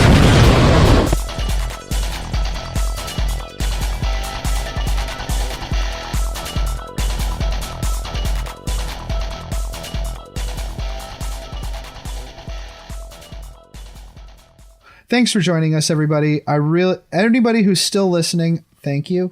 It's really important that we support these vendors with our bucks because that's how they stay alive. Yeah. I would hate for any vendor to lose their business because they had a bad Adepticon season. Okay. Yeah. That's not to say support things that are terrible. You don't need to support things that are terrible. And there's plenty of cool stuff that we just talked about. Plenty of cool stuff that we just talked about that needs your support. So please do. I am probably going to spend a bunch of money because we went over this and I'm going to get stabbed. It's fine. Yeah, that's what I was thinking as I was doing the notes last night. I was like, oh, I guess I need to stab myself. Okay, cool. Oh, that's sad. Aw, yeah, that's okay. Yeah. All right, on that note. Thanks a lot so much. So next time we're going to be talking about what come hell or high water. Yeah. Come warp or plague. Like, I guess, warp entities, hell or high water. We're going to be reading Mark of Faith by Rachel Harrison. Yep. She is closed for DMs on Twitter, but there's probably a good reason for that because people are the worst. So I will try to get her on, but I don't think that's going to happen. Yeah. That's okay. We're going to have a nice conversation about the book, and we're going to try to do some custom rules, at least inspired by that book for that episode. I've started reading it. It's got some really interesting, cool stuff going on in there. Including some kind of discussion of some things with the new Sisters of Battle book that are codex that I was like, oh, that's what that means. Okay, cool. Okay, cool. Yeah, you know what? That's what's great about these novels. It really helps you flesh out the things that you're doing in the game too. Yeah. Right? Yeah. Gives things meaning. And gives things substance. This weekend or yesterday, was that when they released the new Sisters of Battle stuff, or they're doing the pre-orders? Yeah, pre-orders for the new Sisters stuff. Looking forward to that. Yeah, definitely. All right, cool. Well, until then, play the game the way you want to. Let's do victory lap. Victory zombie lap. Someone's holding the checkered flag. I will eat his brains. We'd love it if you could give us a positive rating and review on iTunes. If you'd like to keep in contact with us, you can follow us on Facebook or Twitter by searching for Masters of the Forge. And you can follow our hobby progress on Instagram with the hashtag Masters of the Forge. You can also contact us at mastersoftheforge@gmail.com if you have any questions, topic suggestions, or if you'd like to advertise your creative hobby endeavor. Thanks again for listening.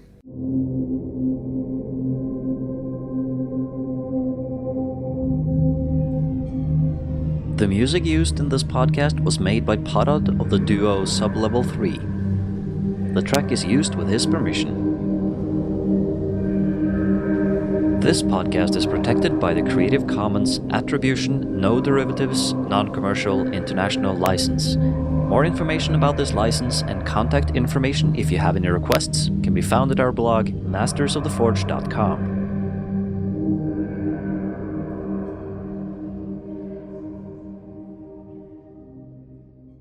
It's such a good feeling to play games your way. It's such a happy feeling 40K'ing away. And when you throw dice with story in mind, it's such a wonderful way to unwind.